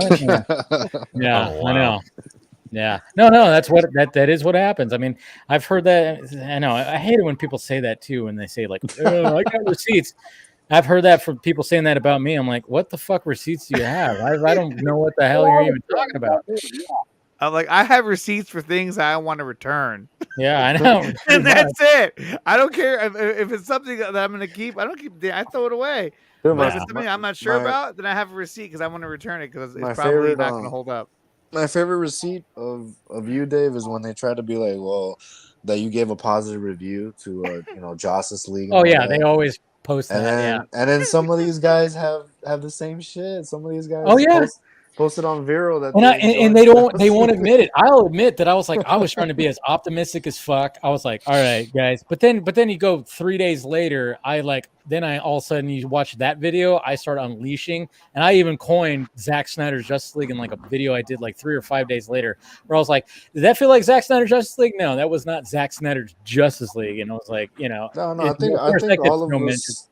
I think all of us were like that, and then then later that night we woke up in a cold sweat and we're like, something's definitely bleeding. It was very jarring to see the movie, and I remember thinking, I was like, well, it wasn't bad. Yeah, we all wanted it to be something good, and I mean, as much as possible, but it just. I think it was more like we were happy seeing like the Justice League on the screen together. True that too. No matter what it was. It's the same cast, so yeah. It's the same cast, but the promotion for that coming about 3 or 4 months before when they started to send us the promotional stuff for that, they were sending us a bunch of stuff without Superman on it. Right. And then we start, when we email them back, like, what's going on? And then that's when you knew that there was pretty much other stuff started to come on as far as changes and stuff. And it got No, my favorite receipt of Dave, there's 2 of them. 2 other ones. One was the Dave doesn't want Justice League 2. He wants it in a comic. That what? And then they ran with it. It was like, wait, I don't understand. What are we doing here? I'm like, well, no, you know what's funny about that is like there was tweets that were going out that said like, what's your most controversial tweet? Take about a certain thing. So then it said, what's your most controversial take about the Snyderverse or something like that? And I said, like, I would be okay if the sequels were in graphic novel form. They're and then he doesn't want the movies. And all they did was prove my point. Is yes, that was a very controversial take, and you guys just proved that because you fucking dogpiled the shit out of my tweet. We're saying that I wanted it in. I'm like, no, I said I'd be okay with it. But you guys are making it seem like I'm campaigning for it. Yeah, that was they totally proved. They're like, point. oh yeah, we'll take this ratio. Yeah. I'm like, oh yeah, you the guy who messages Zach on one of his posts saying, please don't put Dave Pena and other people like him in your movies. Like, I was like, I was Oh, yeah, reading it. I was there's like, that. are I you saw that. joking right now? Was that like on a are you Vero post serious? or something like that? Yeah, it was No, Yeah. because they like a thought, I don't know, Euro. somehow they thought Dave was gonna cameo on Rebel Moon and they got pissed. Yeah. You know what? At least you're not walking up to his front gate acting like you're somebody. Oh, boy. Here we go. Yeah, at least you're not a stalker. Yeah. Who did that? Yeah, I saw that. I saw that one too, and I was like, ooh. I had a good chuckle at that. Yeah, we all had a good Really? chuckle on that. Dude, Because let's not forget it's- how forget how you actually went to the WB studios and went inside there with like all these packages, and they were probably looking at him like, "Who the hell is this guy? Who's They're this? like, is there a bomb in this box?" What exactly is in that? man. Background actor William. You know, nobody. I didn't even. I missed him in the background actually because I guess they cut him out. Probably. Well, it's the same individual who was like, "Oh, I didn't get." You know, he was back in the whole us not invited, yeah, and then he got an invite to the screening. God. He's like, "Well, didn't expect to get this," and then all of a sudden he just like, "Shut up!" He went silent. I was like, "This is so Fucking dumb." Which I'll say this: I never was like trying to like say. Eric and I we worked with this gentleman on Project Comic-Con. Oh yes, and to my knowledge, I don't let me speak for you totally, Eric, but like I don't think either of us got an invite to see this digital screening of Zack Snyder's Justice League early, and I know I didn't. I would have liked it, but I didn't complain about it. So yeah. And, you know, we were both you know heavily involved in Project Comic-Con 2019. So and this other gentleman was too. He was not present for the con, but he was part of the organization and planning and stuff like that. So and also this was like this at that time that was before he kind of like went. I don't know. I'm sorry. Into the clouds. I can't have any respect for a grown ass man that throws a tantrum like a little kid online because he didn't get something, and then he ends up getting it, and it's like, and he's like, "We're just gonna forget that how you were acting before. You shouldn't have gotten that in the first place." Dude, the guy he's got some serious issues. I've had many private conversations with him, and it's just like, what the fuck? Like, it's literally like a what the fuck kind of thing. I mean, I've like paragraphs of stuff been sent to me from this individual. Oh my God. Yeah, and it's just like, what the fuck, dude? And like, it's very much one of those kind of things, and like trying to just like confide. I don't know what it was. It just got to a point where I'm like, dude, you don't need to be telling me all of that. You're telling me your life story right here, and I don't care. I don't care. You're fucking. You've been a dick to me like in public, and now you're trying to do this in private. What the fuck? I mean, it's really crazy how like some of these guys will just puff up the chest in public. DMs, totally different person, you know, and it's not many people, but there's been some people in this whole thing where it's like, I'm not going to name names, but it's just like, you are a different person, not in public. What the fuck? Because there's a few people come to mind with that. Yeah, you're right. Yeah, because he comes across very cordial, you know, and his tone of voice when you hear. I met him in person like that. Yeah, and like he comes across very gentlemanly, but then like obviously he pulls these other shenanigans. Man, that's ridiculous. I don't know. Man. It's just it's too much sometimes. It's like you're not making Snyder fans look good. You're not making Zach look good. Well, not Zach like making him look, but it's like it looks bad when it comes to like like, are you even a Snyder fan? Because all you're doing is like getting Zach talk shit about like what are you doing here? These people with their hot takes and they're comparing other movies and shitting on one movie to bring up another movie. It's like I don't get it. I don't either. It's all crazy. It's all crazy. But I think we should wrap it up on that one, right? Yeah, on that note. Yeah, on that note, there it is. Yeah. Jacob fell asleep like that's all, folks. Ago, so. I did not. Murder She Wrote. That's all, folks. That's all she wrote. So we'll go around the horn. If you guys got something to promote, let's freaking do it. Eric, go first. All right. Well, you can follow me on Twitter at Hardboiled Films. You can follow me on YouTube at Hardboiled Entertainment, and you can especially follow at JL Motion Comic. You can follow the big project. And by the way, it's interesting that Dave, that you had Aaron Bailey on, you know, with his excellent art for the for Batman vs. Deathstroke, because okay. What? All right. All right. Thumbs up. I mean, apparently, maybe he's going to be involved with some more stuff. That's good. You should. Guy's a good dude. Philip. Well, it's always a blast catching up with you and everyone else on the panel, Dave. Thank you again for hosting an amazing one per usual. You guys can follow me, Twitter, Vero, Instagram, and TikTok, just at Unfiltered. You can also listen to my podcast, Superhero Stress, as well as The Eternal Light. You can also catch me with Andre on the Four Nerds every Thursday, here and there. But yeah, that's kind of the gist. You can also catch me on the ACS Universe every Friday from time to time as well. So there it is. All right, Mr. Andre. Yeah, you can find me at the Nicotina Show on YouTube and also on Twitter, Vero, Instagram. I don't do TikTok, at least not yet. That's you. Check out Project Justice League. We just dropped a teaser for part 2. We're working really hard on part 2 and making it so as grand as possible.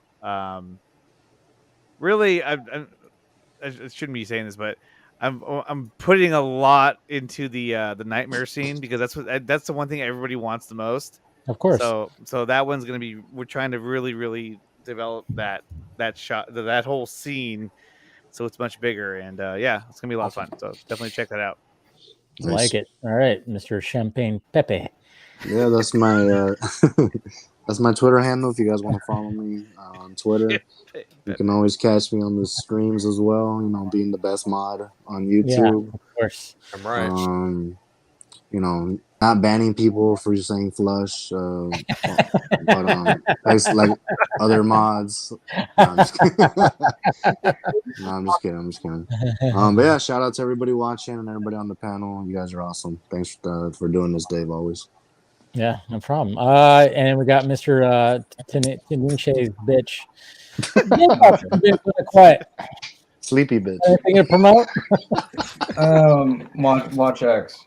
There you go. Watch there, X. boom. It's really good. Really good. All right. And then Carrie, you have anything to promote or anything? Just on Twitter, KM Vanderberg, where I am defending the MCU from bad takes. There you go. Uh-oh. All right. Somebody's got to do it. Someone's got to do it. Yeah. All right, William. Defend him from some bad movie making too. Here it